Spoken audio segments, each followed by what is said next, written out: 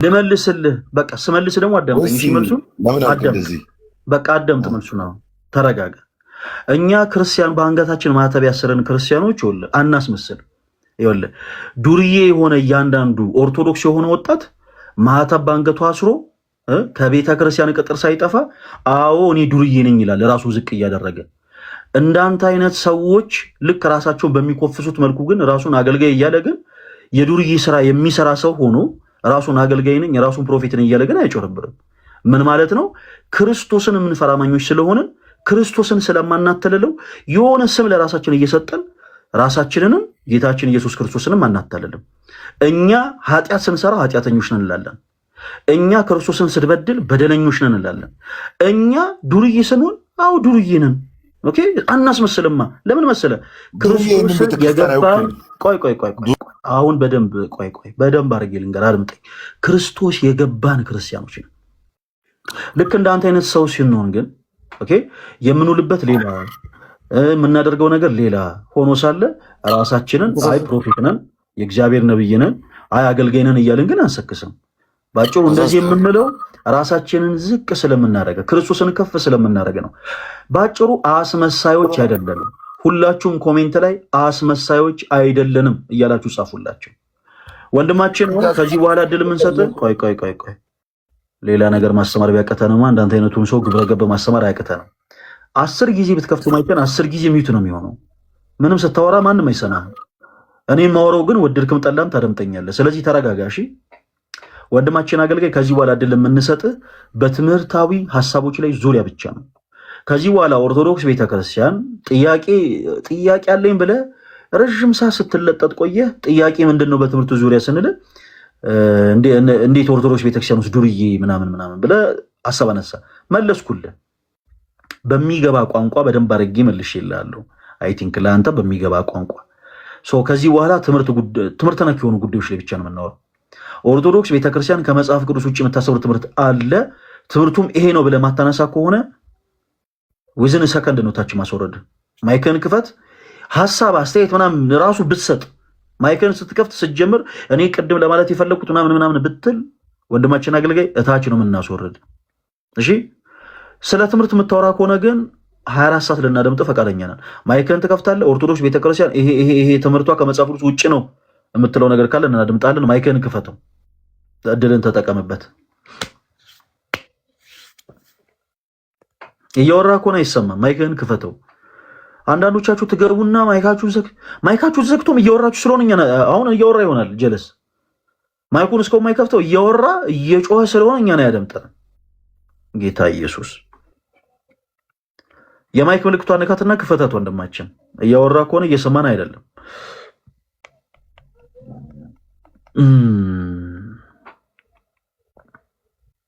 እሺ ታች ወረድ። ይበቃል። እኛ አስመሳዮች አይደለንም አባቴ፣ አስመሳይ አይደለንም። ደስ ይለኛል። እኔ አሁን ጥምቀት ምናምን ሲመጣ የታችሁ ታውቃላችሁ፣ ቤተክርስቲያን ውስጥ እያንዳንዱ በቃ እኔ ዱርዬ ነኝ፣ እኔ ኃጢአተኛ ነኝ፣ እኔ በደለኛ ነኝ የሚል ሰው በአጠቃላይ ከአንገቱ ማህተብ ሳይለይ መስቀሉን እንዳደረገ ቤተክርስቲያን ቅጥር ግቢ መጥቶ አባቱ ክርስቶስን ያገለግላል።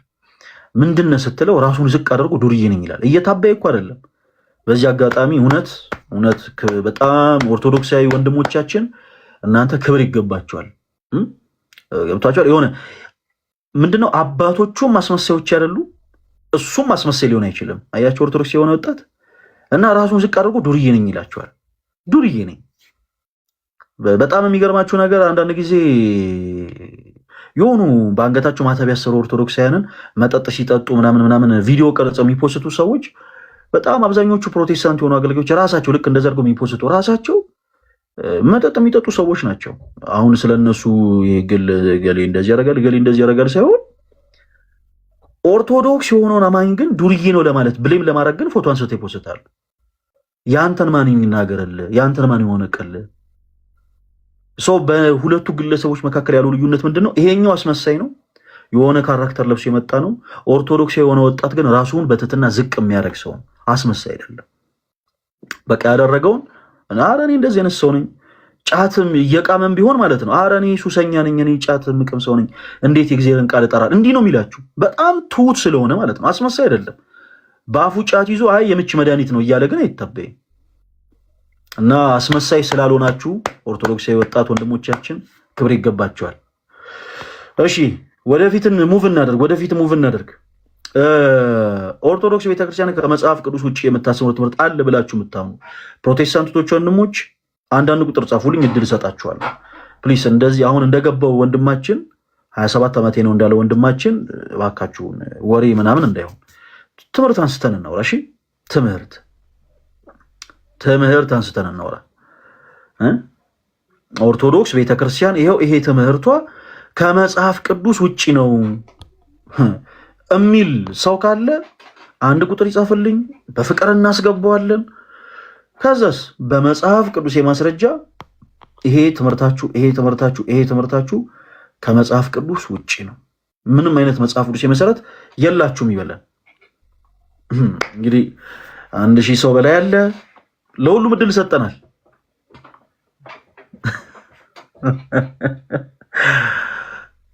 አንድ ቁጥር ብቻ መጻፍ ነው፣ እናስገባቸዋለን።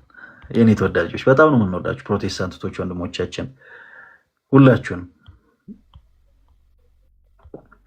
አንድ ቁጥር ጻፉልን።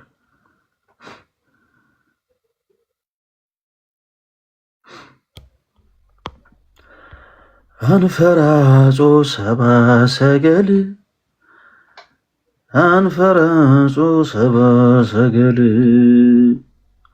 በዚህ አጋጣሚ አዲስ ፖስት ያደረኩት ቪዲዮ አለ።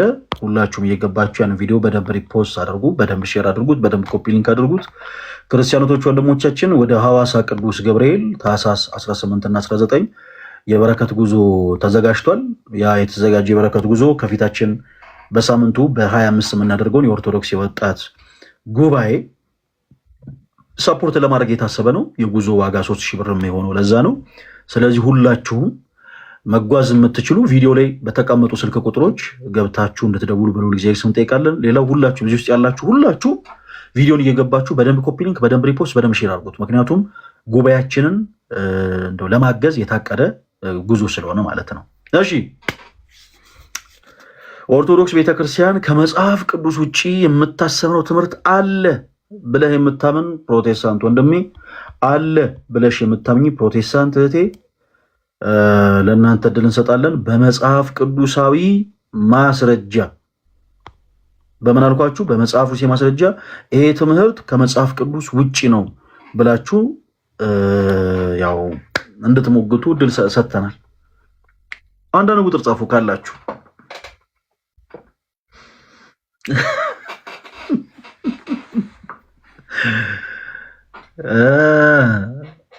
ዛሬ እየተያየን ነው የምንቀመጠው። ዛሬ እኔ ኮሜንት ላይ ያላችሁ ሰዎች በጣም የምታስቁኝ። ኦኬ ሁላችሁም በደንብ ኮፒ ሊንክ አድርጉ። እሺ ሁላችሁ እኔ ከፍላለሁ ግቡ ይላል ከታች።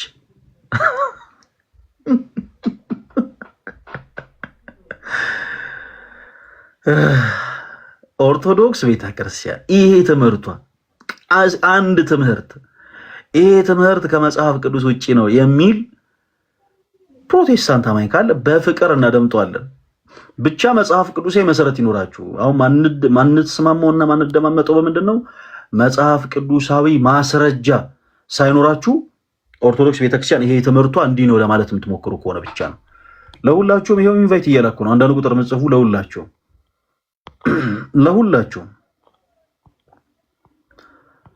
ፕሮቴስታንቶች ወንድሞች ለሁላችሁም ያው አንዳንድ ቁጥር ለምጽፉ ኢንቫይት እያላኩኝ ነው።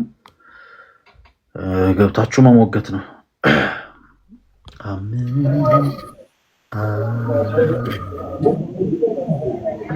እሺ ወንዴክስ ነው የሚለው።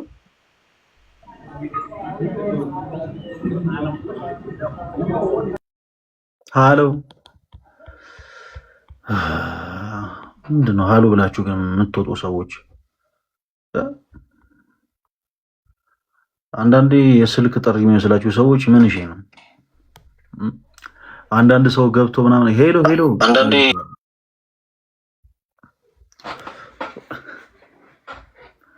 ኧረ ተው ኮሜንት ላይ እንደዚህ አይነት ነገር አትጻፉ ፕሊዝ።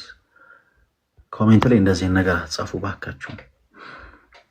እባካችሁን። ኦርቶዶክስ ቤተክርስቲያን የትምህርቷ ከመጽሐፍ ቅዱስ ውጪ ነው ብላችሁ የምታምኑ ሁላችሁም ፕሮቴስታንቶች ወንድሞች አንዳንድ ቁጥር ጻፉ አስገባችኋለሁ። ፕሮቴስታንት ነን ብላችሁ አንድ ቁጥር ጽፋችሁ ፕሮቴስታንት ያልሆናችሁ ሰዎች ካላችሁ ታች ነው ማስወረደው። እሺ ማን ነው የሚለው? ጉጫማ ማን ነው የሚለው? እስቲ ማይክ ምልክቱ ምንድነው? ማይኩን ክፈቱት እስቲ። ሰላም ፈለገ። ሰላምታችን እንዴት አለሽ? ማንን በል ስምሽን? ሚካኤል ድረስ ዛሬማ በመንፈስ ነው።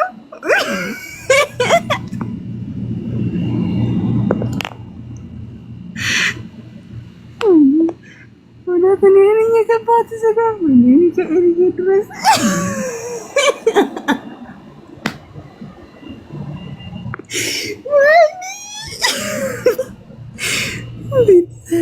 ፈለገ እውነት እኔ ነኝ ወይስ መንፈስ ይዞኝ ነው?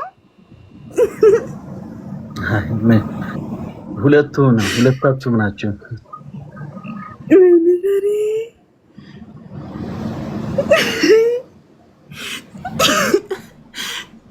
አልቻልኩም። ቆይ ደረጋጋ፣ ይቅርታ አድርጉልኝ።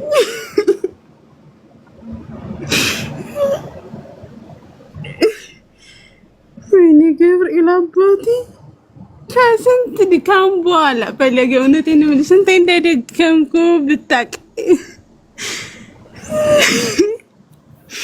ወይኔ ዛሬ ይኸውልህ ፈለገ፣ እኔ ማለት ነው አንድ ጥያቄ አለኝ። እኔ ባይዘዊ የኦርቶዶክስ ልጅ ነኝ ማለት ነው። አንተ ጴንጤዎች ላይክ አንዳንድ ቁጥር ጻፉ እንዳስገባችው አልክ። ላኪን ግን እኔ ኦርቶዶክስ ነኝ።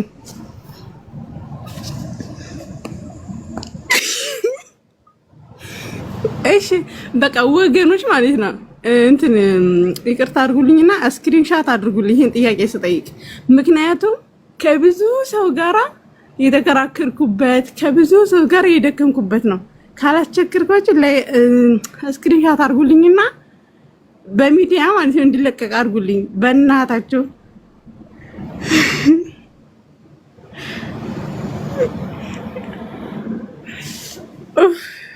እሺ ፈለገ ጥያቄውን ልጠይቅ። አዎ ማን እንደሆነ እኮ ስምሽን ሳትነግሪኝ ጉንጫማ ነው የሚለው? ጉንጫማ ነኝ ነው የሚለው? የአባቷ ምርኮኛ እያ ነው። እሺ ጉንጫማ ታችን ደህና ነሽ? እንዴት ነሽ? እግዚአብሔር ይመስገን። እንዴት ነህ? እግዚአብሔር ይመስገን ታችን። እሺ ምንድን ነበረ ጥያቄሽ? ስክሪንሻት አድርጉላት። ይኸውላችሁ በነገራችን ላይ እኔ ስልኬ ስክሪንሻት ማድረግ አይችልም። ቆይ በዚህኛው ስልኬ ስክሪንሻት ላድርግ። ምክንያቱም ስጠይቅ እኔ ለሰውዬው ወስጄ ወይም ደግሞ ሚዲያ ላይ ተለቆ እንዲያየው እፈልጋለሁ። ገባችሁ? ቆይ ምን መሰለ ጥያቄ ፈለገ፣ በነገራችን ላይ ማለት ነው እኔ ብዙ ጊዜ ይሄ ነገር በኦርቶዶክስ ልጆች ላይ ጥያቄ ስለሚነሳብንና አረብ ሀገር ያለን እህቶች ወይም ደግሞ እኛ የገጠር ልጆች አያውቁም ብለው ብዙ ሰዎች ስለሚያፌዙብን ነው። ገባ? ይሄን ጥያቄ የምጠይቀው ማለት ነው ከይቅርታ ጋር ምን መሰለህ ጥያቄው፣ ኦርቶዶክሳውያን ህፃናቶች እኛ ስንወለድ ሳለን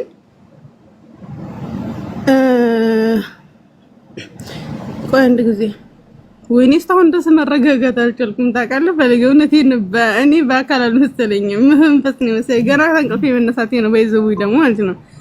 እና ኦርቶዶክሶች ሲወለዱ ህፃናት ሆነው ሳይጠመቁ በፊት ሙስሊም ናቸው።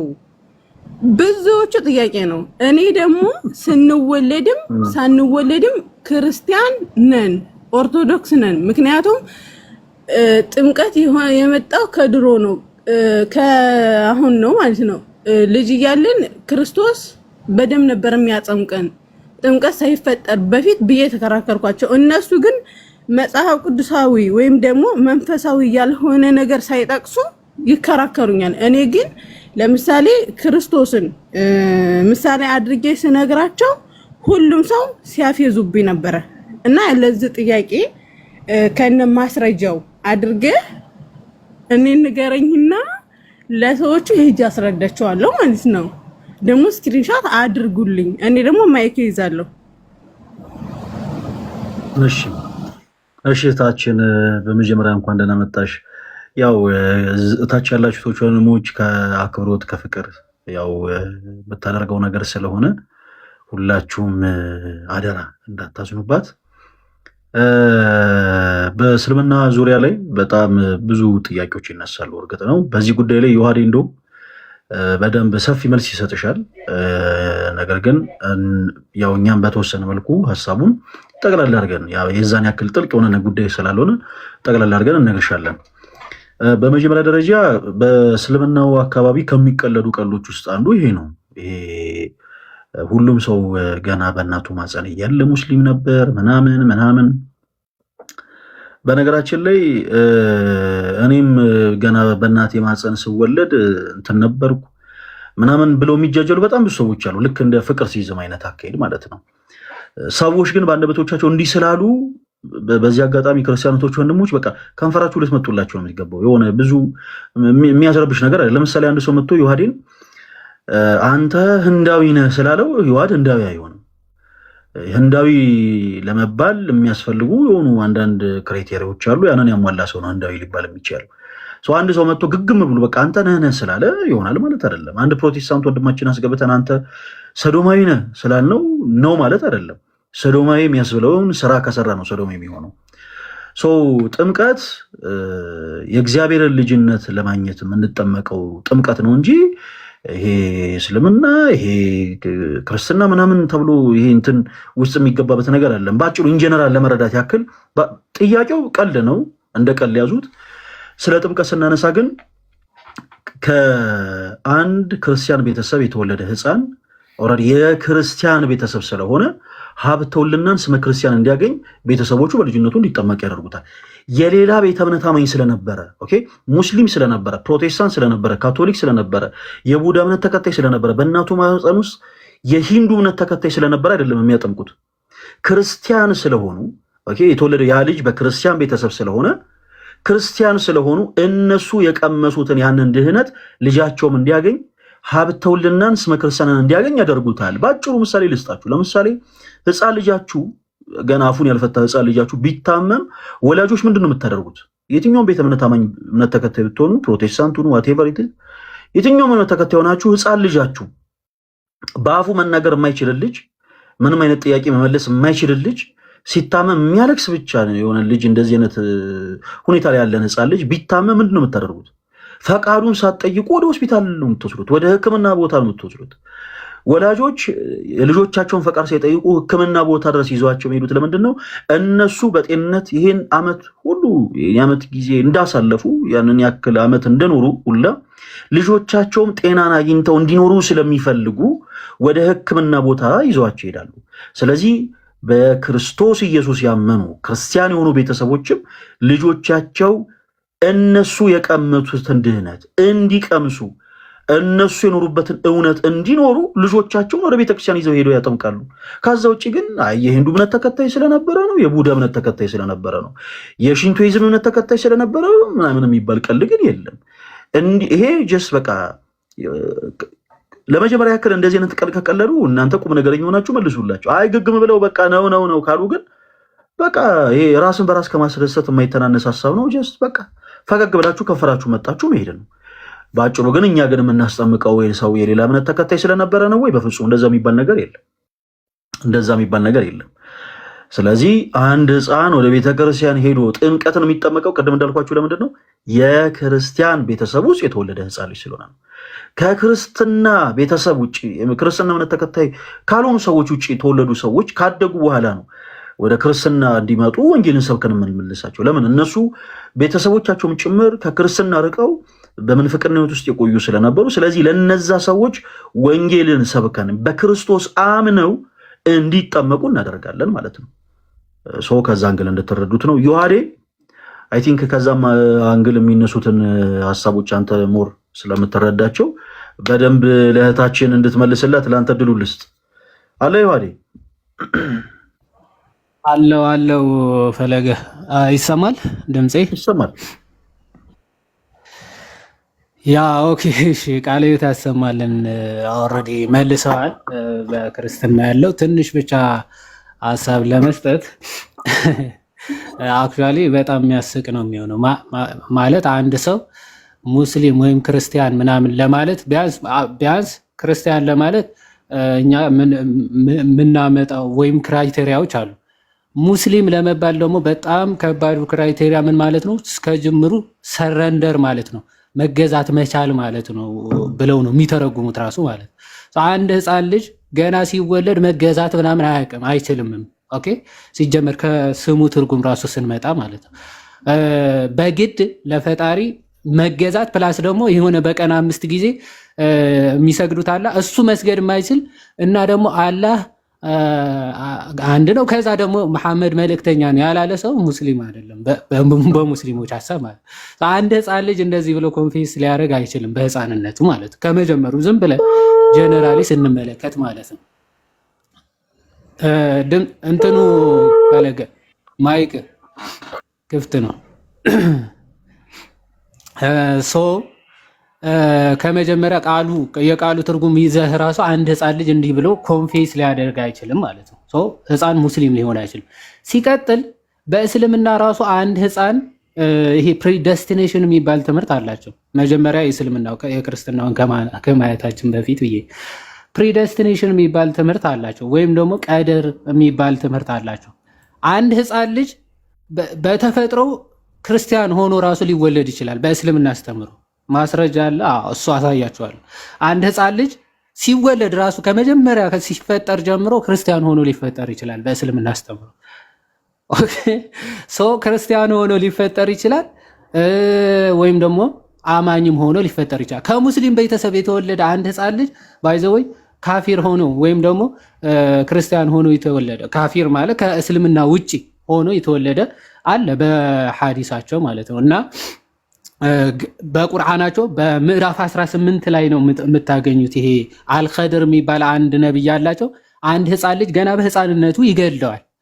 እና ለምንድን የገደልከው ሲባል ያው ይሄ ሰውዬ ሲፈጠር ጀምሮ ገና ከህፃንነቱ ጀምሮ ካፊር ወይም ደግሞ ሙስሊም ያልሆነ ከእስልምና ውጪ ያለ እምነት ውስጥ ስለነበረ የገደልኩት ይላል። ሶ ከእስልምና ውጪ ሆነው ይወለዳሉ ማለት ነው። በእስልምና አስተምሮ ራሱ አንድ ህፃን ልጅ ሲወለድ ራሱ ሙስሊም ነው ብለው የሚነግሯችሁ ራሳቸውን ለማጽናናት ወይም ደግሞ ሰዎችን ለመሸወድ ነው የሚሆነው ማለት ነው። ሰዎችን ለመሸወድ ወይም ደግሞ ራሳቸውን ለማጽናናት ነው የሚሆነው። ሶ መሐመድ ራሱ ምን ብለዋል? ህፃናት ገና በአባታቸው ወገብ እያሉ ነው ወይም ሙስሊም ወይም ደግሞ ክርስቲያን ወይም ኤቲስት ምናምን ሆነው እንዲወለዱ የሚያደርጋቸው ገና በእናታቸው በአባታቸው ወገብ እንደዛ እያሉ ነው በእንደዚህ አይነት ስቴት ውስጥ እንዲሆኑ የሚያደርጋቸው። እና አንድ ህፃን ልጅ ራሱ ሲሞት አሁን በእነሱ አረዳድ አንድ ህፃን ልጅ ከሞተ ወዴት ነው የሚገባው ማለት ነው? ሙስሊም ከሆነ ወደ ጀነት ነው ማለት ነው አይደል? ግን መሐመድ ምን ብሎ እንደተናገረ አንዴ ልክፈትና ላሳያችሁ።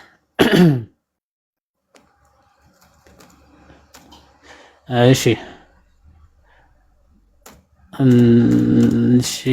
ፎር ዚስ እሺ። ከዛ በኋላ ቀጥታ የክርስትናውን ደግሞ ምንድን ነው ለምንድነው ህፃናት የምናጠምቀው የሚለውን እናያለን። ኦኬ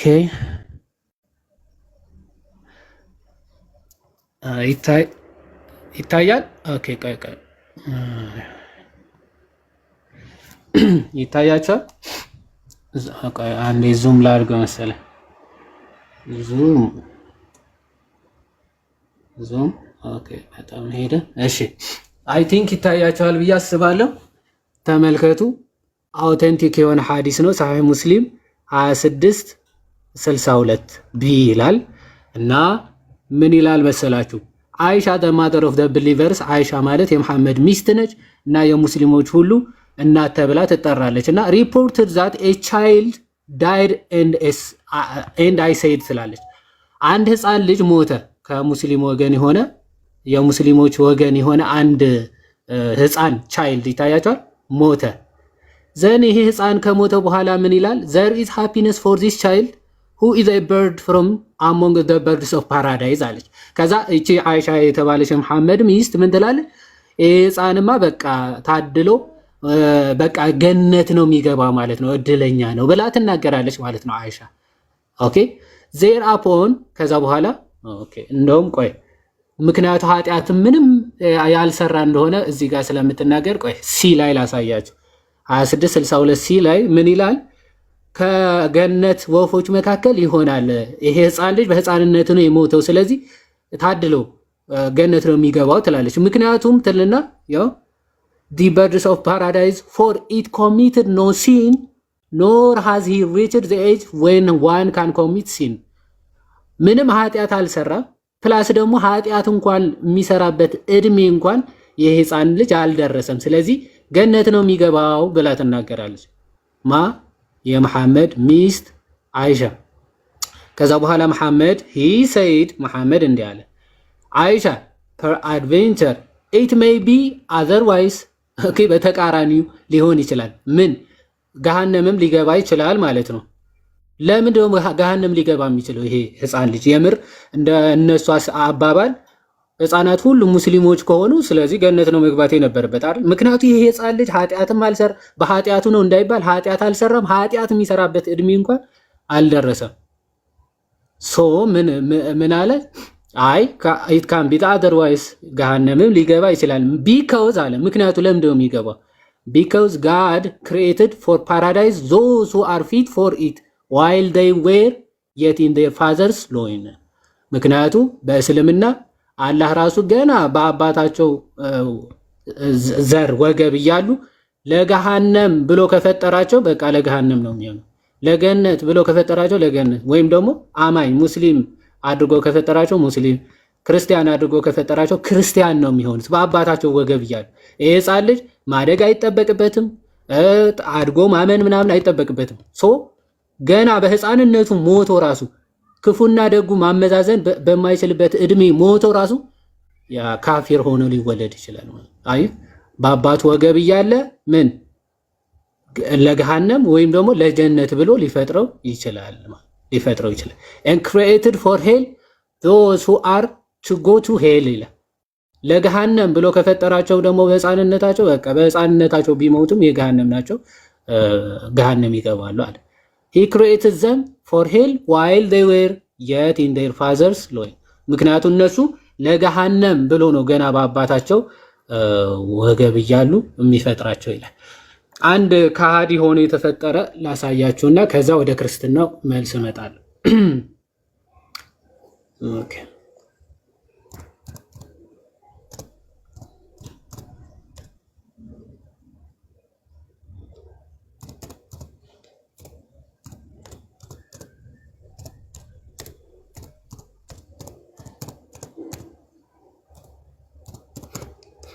እሺ infidel it was created infidel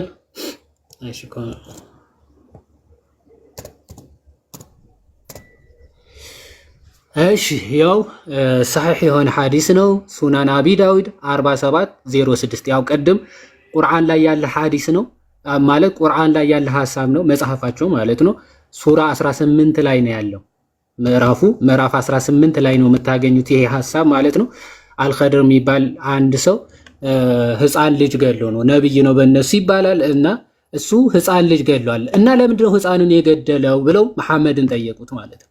I hear the messenger of Allah ምናምን መሐመድን እንዲህ ሲል ሰማሁት ምን explaining the verse ያንን ክፍል ያንን የቁርአን ምዕራፍ ሲያብራራ ማለት ነው። ምን አለ? as for the youth his parents were peoples of faith አባትና እናቱ ራሱ ከአማኝ ቤተሰብ የተወለደ ህፃን ልጅ ነው። ግን አልኸድር የተባለው ነቢይ ለምንድነው ህፃኑን የገደለው የሚለውን አያ ወይም የሚለውን ምዕራፍ ሲያብራራ እንዲህ አለ። he was created infidel the day when he was created በተፈጠረበት ቀን ኦኬ በተፈጠረበት ቀን ምን ሆኖ ተፈጥሯል ነው የሚለው ኢንፊዳል ከሃዲ ሆኖ ተፈጥሯል ሙስሊም ሆኖ አይደለም የተፈጠረው ይሄ ሕፃን ልጅ ስለዚህ ለዛ ነው የገደለው ኦኬ አልኸድር የተባለው ነብይ ሕፃኑን የገደለው ለምንድን ነው he was created ተፈጥሯል ምን ኢንፊዳል አረብኛው ካፊር ይላል ካፊር ማለት ክርስቲያኖች ናቸው ይላሉ ሶ ኢንፊዳል ሆኖ ተፈጥሯል ወይም ካፊር ሆኖ ተፈጥሯል ይሄ ልጅ ማለት ለዛ ነው የገደለው ብሎ መሐመድ ሲያብራራ ትመለከታላችሁ ሶ ከዚህ ከራሳቸው አስተምሮ ጋር ራሱ እንዴት እንደሚጋጩ ለማሳየት ያክል ነው ዘን በክርስትናው ታዲያ ህፃናት ለምደው የሚጠመቁት ሙስሊም ስለነበሩ ነው አይደለም አክቹአሊ ሙስሊም ስለነበሩ ሳይሆን አዳማዊ ስለነበሩ ወይም ደግሞ አዳማዊ ስለሆኑ ማንኛውም ሰው ሲወለድ በቀደመው አዳማዊ ሆኖ ይወለዳል በዳግማዊ አዳም በክርስቶስ ደግሞ ክርስቶሳዊ የእግዚአብሔር ልጅ መሆን የግድ ሰው ሁሉ ስለሚያስፈልገው ነው የሰው ልጅ ዳግመኛ ከውሃና ከመንፈስ ካልተወለደ በቀር ወደ እግዚአብሔር መንግስት ሊገባ አይችልም ተብሎ በመጽሐፍ ቅዱስ ጌታ ስላዘዘ የሰው ልጅ ሁሉ በቀደመው አዳም ምክንያት ሟቲ ፈራሽ በስባሽ ሆኖ ተወልዷል ማንኛውም ሰው ልክ ዘፍጥረት ምዕራፍ 5 ላይ እንዲህ የሚል ቃል ታገኛላችሁ ዘፍጥረት ምዕራፍ 5 ከቁጥር 1 እሺ ልክፈታ እንዲም አሁንም ተመልከቱ ዘፍጥረት ምዕራፍ 5 ከቁጥር 1 ጀምራችሁ ስትመለከቱ አስቀድሞ ዘፍጥረት ምዕራፍ 1 ከቁጥር 26 ላይ እግዚአብሔር አምላክም የሰውን ልጅ በመልኩና በአርአያው በመልኩና በአምሳሉ ፈጠረ ይላል አይደል አዳም አስቀድሞ የተፈጠረው በእግዚአብሔር አርአያና አምሳል ነበር ነገር ግን የእግዚአብሔር ትእዛዝ በመጣሱ ምክንያት ይህንን መልኩና ምሳሌውን አጥቶታል የሰው ልጅ መልክና ምሳሌው አጣ ዘን አዳም የሚወልዳቸው ሁሉ በእግዚአብሔር አምሳልና ምሳሌ መሆን ቀርቶ በማን መልክና ምሳሌ ሆኑ በአዳም ልክ ዘፍጥረት ምዕራፍ 5 እንዲህ ይላል የአዳም ትውልድ መጽሐፍ ይህ ነው እግዚአብሔር አዳምን በፈጠረበት ቀን በእግዚአብሔር ምሳሌ አደረገው ይላል አዳም ሲፈጠር አስቀድሞ በማን ምሳሌ ነበር በእግዚአብሔር ምሳሌ ከዛ በኋላስ ወንድና ሴት አድርጎ ፈጠራቸው ይላልና ባረካቸው ስማቸውንም በፈጠረበት ቀን አዳም ብሎ ጠራቸው ይላል አዳም ተብለው በእግዚአብሔር አምሳልና መልክ ተፈጥረው ተባርከው ነበር የተፈጠሩት ይህንን መባረክ ግን በራሳቸው ስህተት አጥተውታል ማለት ነው ሶ አዳም ከዛ በኋላ ከገነት ተባረረና ልጆችን መውለድ ጀመረ ማለት ነው አዳምም 230 ዓመት ኖረ ከገነት ወጥቶ ማለት ነው ልጅንም በምሳሌውና እንደ መልኩ ወለደ ስሙንም ሴት ብሎ ጠራው ይላል ተመለከታችሁ አዳም አሁን ከዚህ በኋላ በማን በራሱ በአርአያውና በምሳሌው ልጆችን መውለድ ጀመረ ማለት ነው አዳም ሰዎች ሲወለዱ ሁሉ በማን አርአያና ምሳሌ ነበር የሚወለዱት ማለት በአዳም በቀዳማዊ አዳም በእርሱ መልክና ምሳሌ ማለት ነው ልክ ሮሜ ምዕራፍ 6 ላይ ደግሞ በቀደመው አዳም ምክንያት ሟቲ የነበረው የሰው ልጅ በዳግማዊ አዳም በክርስቶስ ሕያውና ትንሣኤ ያለው መሆን ደግሞ ይገባዋልና ምን አለ እሺ ቁጥር 2 ላይ በእርሱም ደግሞ ወደ ቆምንበት ወደዚህ ጸጋ በእምነት መግባት ምዕራፍ 5 ሳይሆን ምዕራፍ 6 እሺ እንዲህ ይላል ከቁጥር 3 ላይ ወይስ ከክርስቶስ ኢየሱስ ጋር አንድ እንሆን ዘንድ የተጠመቅን ሁላችንም ከሞቱ ጋር አንድ እንሆን ዘንድ እንደተጠመቅን አታውቁምን ይልና እንግዲህ ክርስቶስ በአብ ክብር ከሙታን እንደተነሳ እንዲሁ እኛም በአዲስ ህይወት ማለት አስቀድሞ የነበረ አዳም አሮጌው ሰው ይላል በአዲስ ህይወት እንድንመላለስ ከሞቱ ጋር አንድ እንሆን ዘንድ በጥምቀት ከእርሱ ጋር ምን አለ ተቀበርን ይላል ከክርስቶስ ጋር በአዲስ ህይወት ለመመላለስ ነው የምንቀበረው ማለት ኦኬ አንድ ሰው ሲጠመቅ በአዲስ ህይወት ለመመላለስ አስቀድሞ የነበረው በአዳም ምክንያት አሮጌ ስለነበረ ማለት ከዛ በኋላ ሞቱን በሚመስል ሞት ከእርሱ ጋር ከተባበርን ትንሣኤው በሚመስል ትንሣኤ ደግሞ ከእርሱ ጋር እንተባበራለን ከክርስቶስ ሞት ጋር አንድ የሆነ ሰው ከትንሣኤው ጋር ደግሞ አንድ የሆነ የክብር ትንሣኤ ይነሳል ማለት ነው ስለዚህ ህፃናትም ከክርስቶስ ሞት ጋር አንድ ለመሆን ከዛስ ከክርስቶስ ትንሣኤ ጋር ህብረት እንዲኖራቸው ነው የሚጠመቁት ማለት ስለዚህ ከእንግዲህ ወዲያ ለኃጢአት እንዳንገዛ የኃጢአት ስጋ ይሻር ዘንድ አሮጌ ሰዋችን ከእርሱ ጋር እንደተሰቀለ እናውቃለን ይላል። አሮጌ ሰው ከማን ጋር ይሰቀላል? ያ በመስቀል ከክርስቶስ ጋር ይሰቀላል ማለት ነው። ሰው በጥምቀት አሮጌ ሰዋቸውን ይጥላሉ፣ ክርስቶስን ይለብሳሉ ማለት ነው። ክርስቶስን ይለብሱታል፣ የእግዚአብሔር ልጅነትን ያገኙበታል ማለት ነው።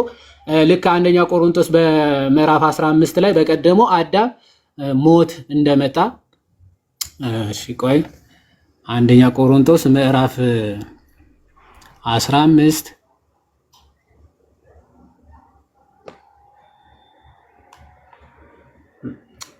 እንትኑ ስላይድ ያደርጋል ይቅርታና እሺ የቀደመው አዳም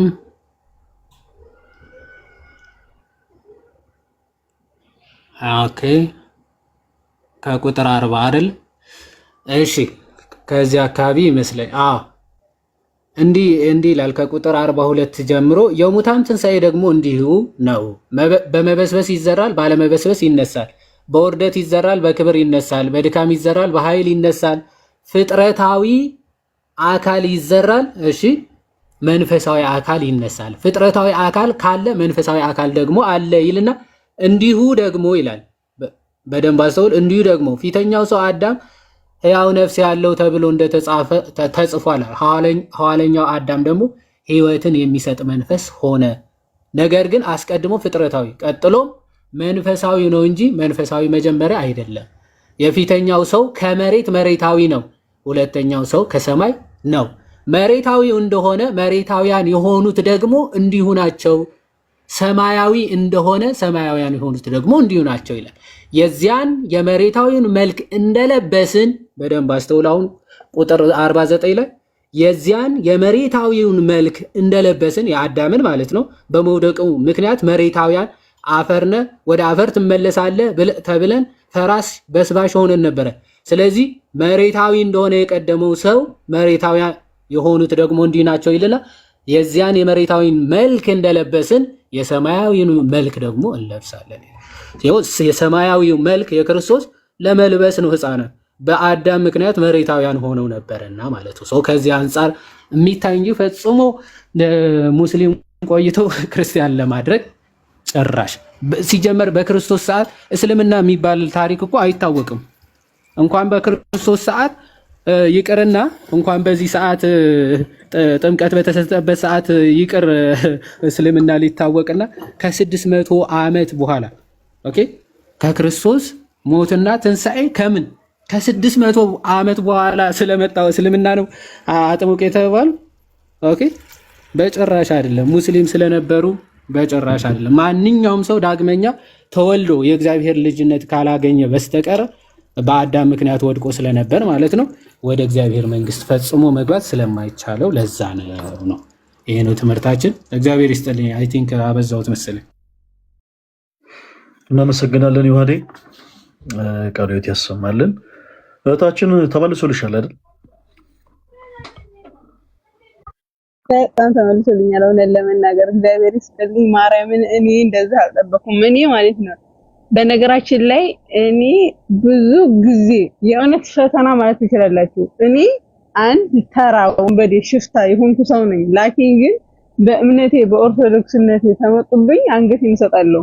እኔ ብዙ አመት ስደት ዘለኩ በህፃንነቴ ነውና ያው የገጠር ልጅ ነኝ ብያቸዋለሁ። የገጠር ልጅ ስንሆን ብዙ ጊዜ ጫና ይደርስብናል ስለማንማር፣ ያው ቤተክርስቲያን ብዙ ጊዜ ስለማንሄድ ማለት ነው። እና እንደዛ ስለሆነ እኔ አልተማርኩም። የቀለም ትምህርት ግን ተምሬያለሁ። ላኪን ግን የቤተክርስቲያን ትምህርት አልተማርኩም። እንደዛ ስለሆነ ብዙዎቹ ይጠይቁኛል፣ እኔም እነግራቸዋለሁ። መጽሐፍ ቅዱስም ገልጬም እንትንም ሆኜ አስተምራቸዋለሁ። ግን ውሸትሽን ነው። እኔ አንድ በቃ እኔ አለ ተራ ሰው ስለሆንኩ ነው መሰለኝ አያምኑኝም። ብዙ ቪዲዮም አምጥቼ ያስተማሩትንም ሳሳያቸው የውሸትሽን ነው ብለው እንትን ይሉኛል እና ስለሚገርመኝ ነው። አረ ደግሞ ኮሜንታተሮች ሲሸም ነው ተማሪ እንደው ለማንኛውም ማለት ነው ፈለገዬ በጣም ነው የማመሰግነው። እግዚአብሔር ይስጥልኝ፣ እግዚአብሔር ያክብርልኝ። እውነት ዝቅ ብለህ ስላከበርከኝ እግዚአብሔርን ቃላት የለኝም። ብዙ ጊዜ ነው የደከምኩት። ቪዲዮ ማየት ትችላለህ ምናምን ገብተህ ማየት ትችላለህ። ብዙ ጊዜ ነው የምኮምተው ገብቼ ለማግኘት ሂደትም ያለው በጣም እና በጣም ነው የማመሰግነው እውነት እግዚአብሔርን። አሁን ተንቅልፌ ስነሳ ማለት ነው ስታስገባኝ ፍራሽን አንስቼ ነው የጮፍኩት። እውነት አልቻልኩም። በጣም አመሰግናለሁ። ስክሪንሻት ያደረጋችሁ ወገኖች እንትን ልቀቁልንና ቪዲዮ እንዲሰራጭ አድርጉልኝ። ተወዳጆች የፈለገ አትናትዮስ በሙሉ ተከታዮች እግዚአብሔር ይስጥልን፣ እናመሰግናለን። ካላስቸገርኳችሁ ልውረድ ከይቅርታ ጋራ እንደዚህ አንዳንዴ ብቅ እያልኩኝ እማራለሁኝ። ምክንያቱም ብዙ ይቀረኛል። እኔ እንደምታዩኝ ቤቴን ገብታችሁ ብታዩት የሽፍታ መጨረሻ ነኝና ወንበዴ ስለሆንኩኝ ወደ ቤት እንድትመልሱኝ ስል በአክብሮት ጠይቃለሁ። ስራ ስላለብኝ ወደ ስራ መመለስ አለብኝ። ታታችሁ ሆኜ አዳምጣችኋለሁ። ስላስገባችሁ በጣም አርጌ አመሰግናለሁ። እግዚአብሔር ይስጥልኝ። የሆነ ቃላት የለኝም። ማርያምን ከልቤ ነው። ሰላማችሁ ይብዛልኝ። ይቅርታ አድርጉልኝ ልውረድ። እሺ፣ እናመሰግናለን እህታችን። ሰላም። እሺ እንዴት እሺ፣ አሰጣኝ ፈለገ። እሺ፣ በጌታ በኢየሱስ ውጭ ይዋድ ምን ነው ቀረ አለ እንዴ? የፈለገ አትናትዮስ ተከታዮች አለች እንጨር የይዋድ ተከታዮች ሳይባል ኧረ እኔ ማንም ተከታይ የለኝም። አጠተው ሰውዬ ያንተም ተከታይ የለም እንዴ? ምን እየተካሄደ ነው ብለህ እኔም ግራ ገብቶኛል ምን እየተካሄደ እንደሆነ። ኤኒዌይስ አይታችን የዋነች አይ ቲንክ ለቲክቶክ አዲስ ነች ይመስለኛል። እና ለሌላው ጊዜ ምናልባት ሌሎች ሴቶች ወንድሞች ዩቲዩብ ላይ በጣም ብዙ በምትፈልጉት አይነት ርዕሰ ጉዳይ ላይ በጣም ብዙ ቪዲዮዎች አሉ። በጣም ብዙ እንደውም እኛ ራሱ ዩሃድም ዩቲዩብ ከፍቷል።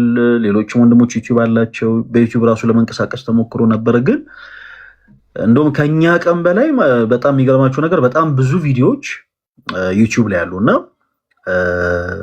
እዛ ቪዲዮ ላይ ገብታችሁ አንዳንድ ወንድሞቻችን ምናልባት ለቲክታክ ፕላትፎርም አዲስ የምትሆኑ በሆነ ርዕሰ ጉዳይ ዙሪያ ላይ እንደው ያሉ ሀሳቦችን ገብታችሁ ብትመለከቱ እንደው አሁን ሁሌ ጾም በደረሰ ቁጥር አሳ ይበላል ወይስ አይበላም ብላችሁ ላይቭ ላይ መታችሁ ከምትጠይቁን በዚህ ሀሳብ ዙሪያ ለምሳሌ ቪዲዮ ላይ የተቀመጡ በጣም በቁጥር ብዙ የሆኑ ቪዲዮዎች አሉ። እነዛን ቪዲዮዎች ገብታችሁ ብትመለከቷቸው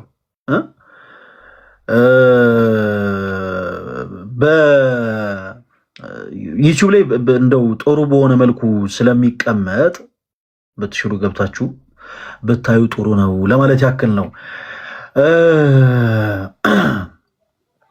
ግራ የገባኝ ነገር አሁን ቅድም ይዋድ ስለ ሌላ ቤተ እምነት አንዳንድ ነገሮችን እየተናገረ ያብራራ እያስተማረ በነበረበት ሰዓት ፕሮቴስታንት የሆናችሁ ሰዎች በጤናችሁ ነው ማለት የምትሳደቡት? ኮሜንት ላይ ፕሮቴስታንቶች ወንድሞች ማለት እኔ ግራ ነው የሚገባኝ። ምን ሆናችሁ ነው ዲስማች ኔጌቲቭ የምትሆኑት? ለምንድን ነው እንደስማችሁ የምትሆኑት? ሁሉን ነገር መቃወም፣ ሁሉን ነገር ፕሮቴስት ማድረግ በጣም ከባድ እኮ ነው። እና በቻላችሁ ታቅም አንዳንድ ጊዜ ፖዘቲቭ ሆኑ። ስለምን እየተወራ ነው? ምናልባት ስለ ጥምቀትም ከሆነ ደግሞ ተጨንቃችሁ ያላችሁትም ስለዛ ሀሳብ ገብታችሁ ራሳችሁን ችላችሁ ሀሳብ ማቅረብ ትችላላችሁ። እና ባካችሁ በሁሉም ሀሳብ ላይ ኔጌቲቭ አትሁኑ። በሁሉም ሀሳብ ላይ በቻላችሁ ታቅም በአንዳንድ ጉዳዮች ላይ ፖዘቲቭ ሆኑ። ነገሮችን እንትን ማለት አሪፍ ነው። ኤኒያው የኔ ተወዳጆች አሁንም ለፕሮቴስታንት ወንድሞቻችን እድል እንሰጣለን። ፕሮቴስታንቶች ወንድሞቻችን እንግዲህ ኦርቶዶክስ ቤተክርስቲያን ከመጽሐፍ ቅዱስ ውጭ የምታስተምረው ትምህርት አለ ብላችሁ የምታምኑ ከሆነ ለእናንተ እድል እንሰጣለን። ሰው ገብታችሁ ይሄ ትምህርታችሁ ከመጽሐፍ ቅዱስ ውጭ ነው ብላችሁ በመጽሐፍ ውስጥ ማስረጃ እንድታሳዩ እንፈልጋለን። ብዙ ጊዜ የኦርቶዶክስ ቅዱስ ቤተክርስቲያናችን አስተምሮቷ ብቻ ሳይሆን ሁለንተኗ እንደው ልብን ይገዛል እና አማኞቻቸውን ከኦርቶዶክስ ቤተክርስቲያን በደንብ ጎትቶ ለመውጣት የሚፈልጉ አንዳንድ ሰዎች ኦርቶዶክስ ቤተክርስቲያን ፍጡር ታመልካለች፣ ኦርቶዶክስ ቤተክርስቲያን ለእንጨት ትሰግዳለች፣ ኦርቶዶክስ ቤተክርስቲያን ስዕላት ጣዖታትን ትቀራርጻለች ኦርቶዶክስ ቤተክርስቲያን በዚህ ወጥቶ በዚህ ገብቶ ምናምን ብዙ ማይሉት ነገር አለ ብላችሁ ነው። በጣም ብዙ ነገር ነው የሚባለው።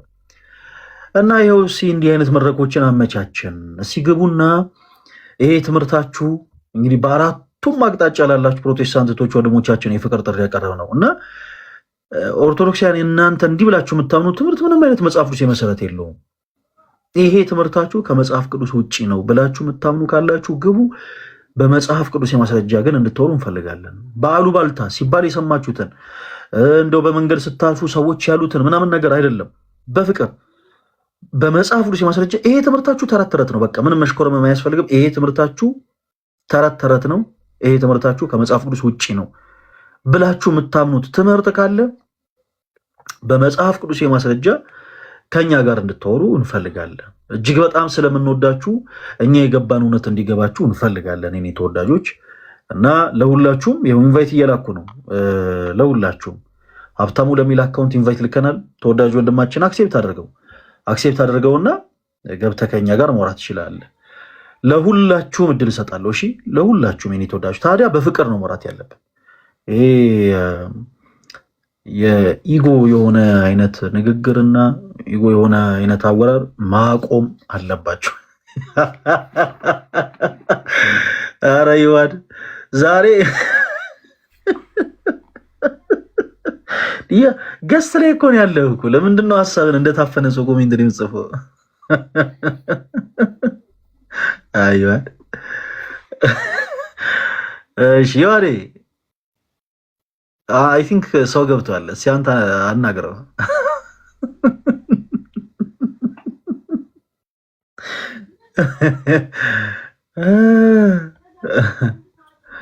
እንዴት ናችሁ? ሰላም ብያችኋለሁ። ማይክል ሚዩት አድርጋ አንተ ሰላም ማለት ማለት እኔማ ከማስቀይሞ በእውቀት መሞገት ካልቻል እኔ ደስ ቢለኝ ደግሞ በእውቀት ይላል እኮ እኔ አንተ ጥሩ አይደለም። እግዚአብሔር አንተ ጀግና እኮ ነህ። ዮሐንስ አፈወርቅ ዮሐንስ 3:5 ብሏል። በጣም ያልክ ጀግና። አሁን ለምን አናወራም? አሁን እኔ ለመወያየት ነው የገባሁት። ከአንተ ጋር ፐርሰናል የምታደርግ ከአንተ ጋር ነው? አይ እኔ ከፈለገ ጋር ነው ለመወያየት የገባሁት። ዮሐድም ማውራት ይችላል። ኧረ አይመጥነኝም። እኔ ከእሱ ጋር አላወራም። ትቀልዳለህ እንዴ? ምን ለማለት ፈልገ ነው? ፈለገ ምንም አያውቅም ከአንተ ጋር ወርዶ ያወራ እያልከኝም? አዎ እያለ ነው። ፈለጋ ወርዶ ማውራት ይችላል። እኔ መውረድ አልችልም። ትቀልዳለህ እንዴ? ኦኬ አይፈለገ በቃ ስማ በቃ እሱ ትህትና አለበት። የሚገርምህ ማስተማር አይደለም። አይ ለማለት የፈለግከው ገብቶናል። ችግር የለውም። እሺ እኮ ገብቶናል። አዎ ከገባ እንዴ አንተ ይሄ ከገባ ተሻሽላል ማለት ነው። ቅኔ ያንተ የኔ ቅኔ ከገባማ ተዋርጃለሁ በለኝ። ፈለገ ያንን ከገባ የኔ ቅኔ ከገባውማ በቃ ተዋርጃለሁ ማለት እኮ። ምን ማለት እንደሆነ ታውቃለህ ወንድማችን? አትንገረኝ። ገብቶኛል። ችግር የለውም። አይ እኔ ከአንተ ጋር አላወራም። ፈለገ ትንሽ ከአንተ ጋር ያወራ እያል እስከ 3 ብቻ ነው ደጋግሜ የምነግርህ። ከዛ በላይ ግን ብራዘር ታች እንደ ያረባክህን እኛ በትዕግስትና በቃ ይዋድ በቃ ነው አለ። በቃ እኔ ደግሞ ምንም ስለማላቅ እስኪ ላውራ ብዬ ደግሞ እኔ ደግሞ ቅዱስ ምናምን ስለ ዝም ብለህ አታወራ ፕሊዝ። ምን ማለት እንደሆነ ገብተዋል? የኔ ቅኔ ከገባህ እኔ ሞቻለሁ ማለት ምን ማለት እንደሆነ ገብቷል? ቅዱስ ዮሐድ ምን ለማለት እንደፈለገ ገብቷል? ኧረ ተው ፈለገ። ኧረ ገብቷል። ግን አዎ ገብቶኛል። አዎ ምን ማለት ነው? እስኪ ዮሐድ ምን እያለህ ነው አንተ? አይ አንተ ንገረኝ። ችግር የለውም። ለመናገር አይደል እንደ የመጣው በሱ አፍ እኔ ካላወራው ብለህ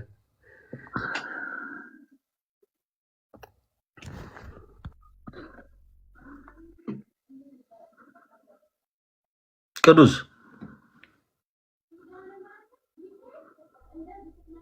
ወንድማችን ቅዱስ ዲያቆን አይ ቲንክ ለመወያየት ነው መሰለኝ ቤትን የከፈትከው። ለምንድን ነው የምትበሳጨው እንዴ? የተናገረው ዮሐድ እኮ ነው፣ እኔ አይደለሁም እኮ። ምን ሆነ ነው? ለምንድን ነው እንዴ? ሰው እኮ በነገራችን ላይ የበታችነት ስሜት በጣም መጥፎ ስሜት፣ ይሄ በጣም መጥፎ ነገር ነው። በቃ የሆነ አንድ ሰው የበታችነት ስሜት ከተሰማው ሰው በፖዚቲቭ ይሁን በኔጌቲቭ የሆነ ነገር ከተናገረው በቃ የሆነ እልህ ውስጥ ነው የሚገባው። ብራዘር አሁን እኔ ስምህን የጠራሁት ኧረ እኔ መቼም የበታችነት ስሜት ሰምቶኝ አያውቅም። ባይሆን ወገን ያንተ ወገን እንደዛ እያለ ነው አንተን። እኛ ችግር የለውም፣ እኛ እንግባባለን። we are Christians we are not Protestant ችግር የለውም ለሱ። አሁን እኔ ልክ እንደ ህንድ ፊልም ቆይ ችግር የለውም ቅዱሴ፣ ያው ልክ እንደ ህንድ ፊልም እኛና ሌሎች ሰዎች በመናወረው ንግግር ላይ ልክ እንደ ህንድ ፊልም ተርጓሚ አያስፈልገንም። ለሱ ምንም አታሰብ። እንትና እንዲህ እያለ ነው፣ እንትና እንዲህ እያለ ነው። ሶ ዋት አሁን እኮ አንተ የገባህበትን ራሽ ዋና ቃዶሽ ገብቶት ነው የኔ ንግግር ቃዶሽ ገብቶ ለአንተ ሊተረጎምልህ። ወይኔ ኧረ ተወኝ እስቲ ሳቄን አታምጣው ቃዶሽ። አሁን ለምን ጨዋታችን ታመጣዋለህ? ተወን። ኧረ ተው ዮሐዴ፣ በእውቀት መወያየት ሲያቅተህ ያው እንደዚህ ነው የሚደረገው። ይሄ የተለመደ ነው፣ የትም ችግር የለውም። እኔ ከአንተ እውቀት ጋር ችግር የለውም። እኔ አንተን አልችልም። ከፈለገ ጋር ከኔ ጋር እኩል ከሆኑ ከፈለገ ጋር እወያያለሁ። ኧረ በጌታ ከኔ ጋር እኩል ከሆነው ማለት እንደዛ አይደል ያልከው ቃል በቃል እንደዛ አይደል። አንተ እኮ ባይዘው ቤተሰብ ስለማያወሩ እኮ አግልለው አይደለም። እንደዛ አይደል ያልከው። እዚህ ምገባው የሚያወራ ተመሰለኝ። እንኳን ከሱ ጋር እኩል ትሆን ተወይ። ከኔ ጋር አትወያይም፣ ከፈለገ ጋር ተወያያለህ።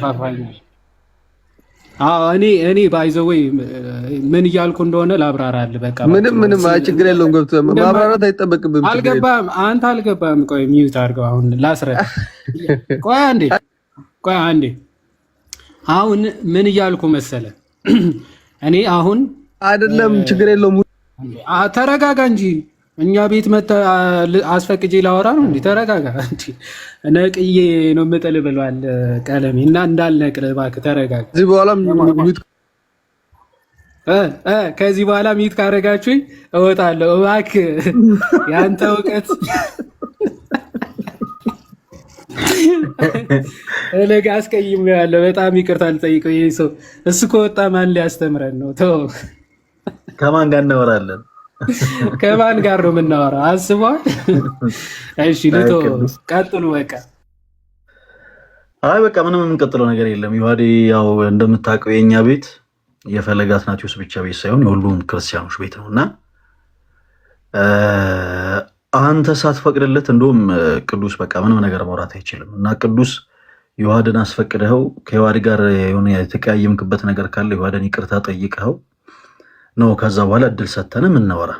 ኧረ ባይሆን እሱ ይቅርታ ይጠይቀኝ።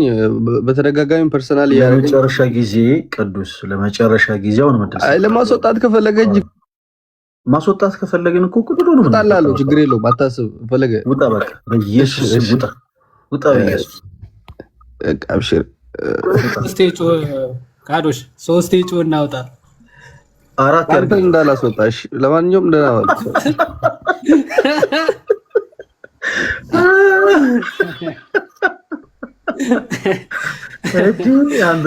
ካዶሽ እንዲህ ብሎ ቢወጣ ይሻላል። አይ ቅዱስ በጣም አስቸጋሪ ሰው ነው። ማርያምን አንዳንዴ በጣም የሚደክመው ነገር ምን ታውቃለህ?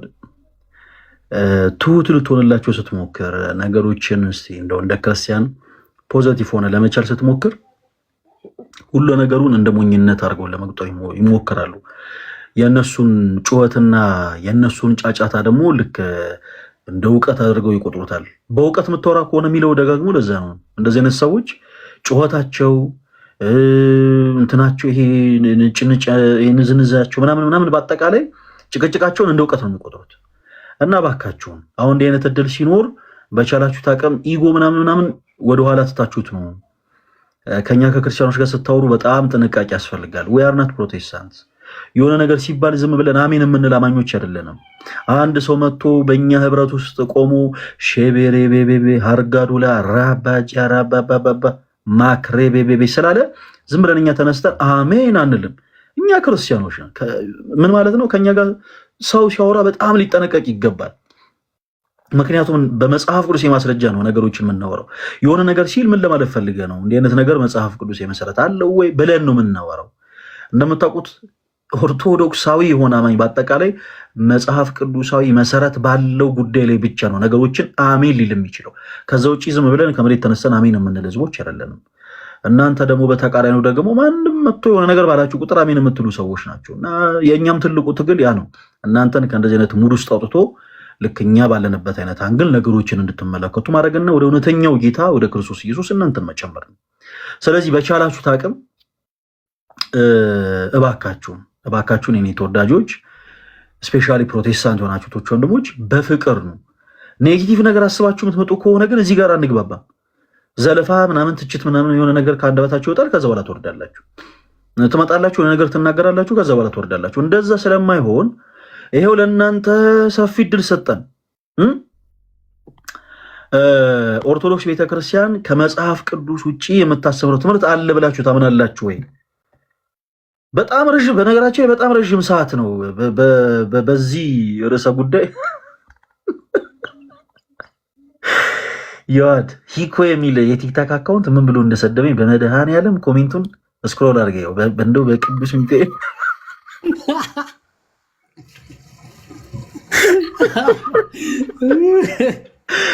አረ እንደው መድኃኔዓለም አረ እንደው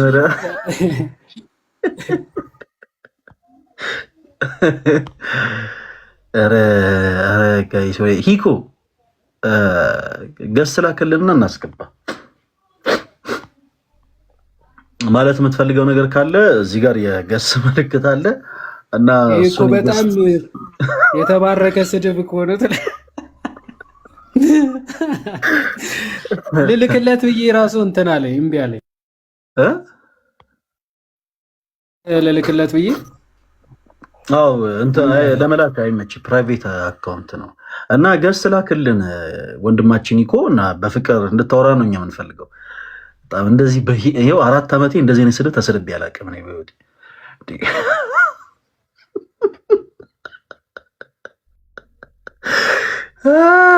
እሺ ኦርቶዶክስ ቤተክርስቲያን ከመጽሐፍ ቅዱስ ውጪ የምታስተምረው ትምህርት አለ ብላችሁ የምታምኑ ፕሮቴስታንቶች ወንድሞቻችን አሁን ለእናንተ ድል እንሰጣለን። ይኸውላችሁ አንድ ጊዜ አሁን ከዚህ ባለችን ሰዓት አጭር ሰዓት ስለሆነች ክርስቲያን የሆናችሁ ቶች ወንድሞች አንድ ጊዜ ጠብቁ። ፕሮቴስታንት የሆናችሁ ቶች ወንድሞች አንዳንድ ቁጥር ጻፉልና እናስገባችኋለን። ቅዱስ ተመልሶ መጥቷል። ይዋዴ ከስሮ ነው እያደመጠ ነው። አንዳንድ ቁጥር ጻፉልን እሺ። ፕሮቴስታንት የሆናችሁ ቶች ወንድሞች እናስገባችኋለን። መቼም የማያስችለው ሰው ቢኖር ሰው ተቀብለ አውራው ተቀብለ አረ ምን ስድብ ምናምን ጀመረ እኮ እያየኸው እኛ እንዴት ምን ብለን አሁን እሺ አሁን ቅዱስ እኔ ፖላይት ሆነ የምታወራ ከሆነ አንድ ቁጥር ጻፍ። ቅዱስ ከስድብ ውጪ ከዘለፋ ውጪ ፖላይት ሆነ የምታወራ ከሆነ አንድ ቁጥር ጻፍ። እኛ ቀስ ብለን እናወራለን፣ ቀስ ብለን እናወራለን። ወንድማችን ቅዱስ ካለ ፖላይት ሆነ የምታወራ ከሆነ ልናደምጥ ዝግጆች ነን። ፖላይት የማትሆን ከሆነ ግን በጣም አስቸጋሪ ነው የሚሆነው። ተወዳጅ ወንድማችን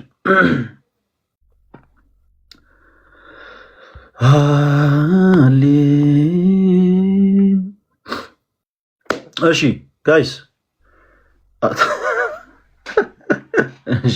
እሺ አቤላ እሺ ሁላችሁም እዚህ ውስጥ ያላችሁ ቶች ወንድሞቻችን ፕሮቴስታንት ለሆኑት ወንድሞቻችሁ በደንብ ሼር አድርጉ። ሁላችሁም እሺ ሁላችሁም ዛሬ ለፕሮቴስታንት ወንድሞቻችን እንግዲህ ወደ ስንት ሰዓት ያክል ነው ይዋዴ ረጅም ሰዓት እድል ሰጥተናል። ኦልሞስት ወደ 1 ሰዓት ያክል ሊሆነን ነው። በመጽሐፍ ቅዱስ የማስረጃ 20 ደቂቃ ነው 10 ደቂቃ ነው የሚቀረው አሁን 1 ሰዓት ላይ ሊሆን። ኦርቶዶክስ ቤተክርስቲያን ከመጽሐፍ ቅዱስ ውጭ የምታስተምረው ትምህርት አለ ብላችሁ የምታምኑቶች ወንድሞች አንዳንድ ቁጥር ጻፉልን እናስገባችኋለን። በመጽሐፍ ቅዱስ የማስረጃ ከኛ ጋር ተወራላችሁ። ይዋዴ ሰው አስገብቷል መሰለኝ ያ አንድ ቁጥር ሲጽፍ ስለነበረ እሺ ወንዶሰን ይዋት ሰላም ነው። እግዚአብሔር ይመስገን። እንዴት ነህ? ከየት ቤት እምነት አልተሰማኝም ድምጽ። አንተ እምነት ነው አይሰማም? አዎ እኔ ከፕሮቴስታንቱ ነኝ። እና ዲኖሚኔሽን ማለት ነው። ያው ጴንጤ ነኝ። የት ነው ህብረት የምታደርገው? ከአገር ውጭ ነው። ምን ቸርች ነው የሚባለው?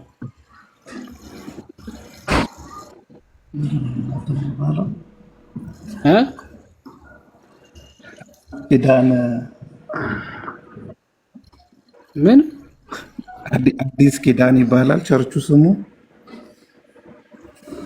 አዲስ ኪዳን አዲስ ኪዳን የሚባል ቸርች ደግሞ አለ። መቼ ነው የተመሰረተው? እሱን አመሰራረቱን አለ እንግዲህ ቸርቿ እቺ ቤተ ህንጻውን ነው የምትለኝ? ቤተ አዲስ ኪዳን ካህናት ነው። አዲስ ኪዳን ካህናት ነው ወይስ አይደለም? እሺ አዲስ ኪዳን ቸርች አይ ነው ህንጻው ሳይሆን ቸርቹ ህብረቱ ራሱ መቼ ነው የተጀመረው? አይ እኔ እንጃ ማሹር እርግጠኛ አይደለሁም። እንዴት ታዲያ ህብረት ታደርጋለህ? የማታውቀው ቸርች ላይ ሄደህ አስተምሯቸው ነው። መጽሐፍ ቅዱስን መሰረት ያደረገ ስለሆነ ተስማምተን መጽሐፍ ቅዱስን መሰረት እንዳደረገ በምን አወቅህ አንተ? እንዴት አወቅህ? ከሚያስተምሩኝ መጽሐፍ ቅዱስን እጄ ሳጣቅስ አይጋጭብኝም። ኧረ አንተ የመጽሐፍ ቅዱስ እውቀቱ ነበረ፣ ከዛ ሄደህ ነው የመዘንካት ቸርቿ? አይደለም እንግዲህ መጽሐፍ ቅዱስ እውቀት አለኝ ማለት አልችልም። የምማረው ነገር ግን ከመጽሐፍ ቅዱስ እውቀት ከሌለ ትክክል ይሁን አይሁን በምን አወቅህ ታዲያ? መጽሐፉ በእጅ አለ። አሁን እኮ የዋዴ የገባሁት ጥያቄ እሺ ኤኒዌይስ እንተውና እንደው በጣም ስለሚገርም ነው አንዳንዴ ሳየው ትምህርታቸው ምናምን እንደዛ ሆኖ ስለተሰማኝ ሄጄ ህብረት አደረግኩ ብላችሁ ነው የምትናገሩትና መዛኞቹ እናንተ ናችሁ። ትምህርቱ ከየት እንዳመገኛችሁ አታውቁ ምናምን። ግን ሚዛን በዚህ መልኩ አንድ ቦሌ መድኃኒዓለም የሚሄድ ኦርቶዶክሳዊ ማለት ነው የቦሌ መድኃኒዓለም ማህበር መቼ እንደተጀመረ ሁሉን ነገር እርግጠኛ ሆኖ አውቆ ነው የሚሄደው።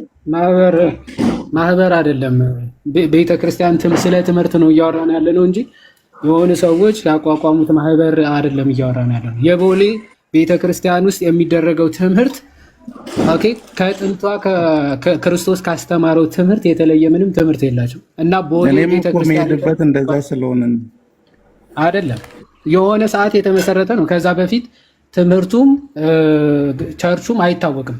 ኦኬ ቦሌ መድኃኔዓለም ራሱ የቻለ ቸርች አይደለም፣ ወይም ራሱ የቻለ ቤተክርስቲያን አይደለም። ኦኬ አጥቢያ ቤተክርስቲያን ነው። እዛ ያሉ ክርስቲያኖች ኦኬ ኦርቶዶክስ ክርስቲያኖች በህብረት የሚያደርጉበት ስፍራ እንጂ የተለየ አስተምሮ ያለው ቸርች አይደለም። ያንተ ቸርች ግን ከሌሎቹ ለምሳሌ ከቃለ ሕይወት፣ ከመካነ ኢየሱስ፣ ከአማኑኤል፣ ከሙሉ ወንጌል ከነዚህ ቸርቾች የተለየ ትምህርት ስላለው ነው ራሱ የቻለ ቸርች የተከፈተው ማለት ነው። ሶ መቼ ነው የተከፈተው አታውቀውም። መቼ ነው የተጀመረው አታውቀውም። እንደዚህ አይነት አስተምሮ ማለት ሶ አሁን ለጊዜው እሱን ዞር እናድርገውና ስለማታውቀው ኦርቶዶክስ ቤተክርስቲያን ከመጽሐፍ ቅዱስ ውጭ የሆነ ትምህርት አላት ወይስ የላትም? አዎ ለዛ ነው የገባሁት። የሰው ልጆች የተፈጠሩ ፍጥረታት የሰውን የልብ ሀሳብ ልመናና ጸሎት መስማት ይችላሉ። ወንዶሰን ጥያቄን ሰምተዋል ወይስ አልሰማሁም? ሰምቼዋለሁ። ለዛም እኮ ነው የገባሁት።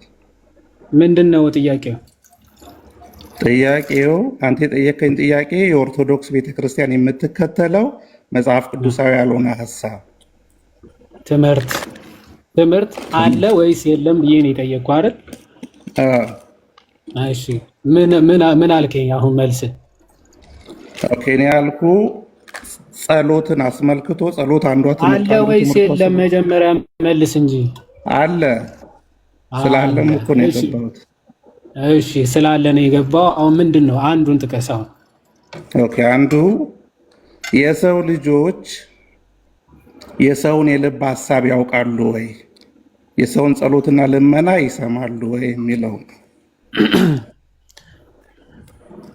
የሰውን የልብ ፈቃድ ያውቃሉ ወይ?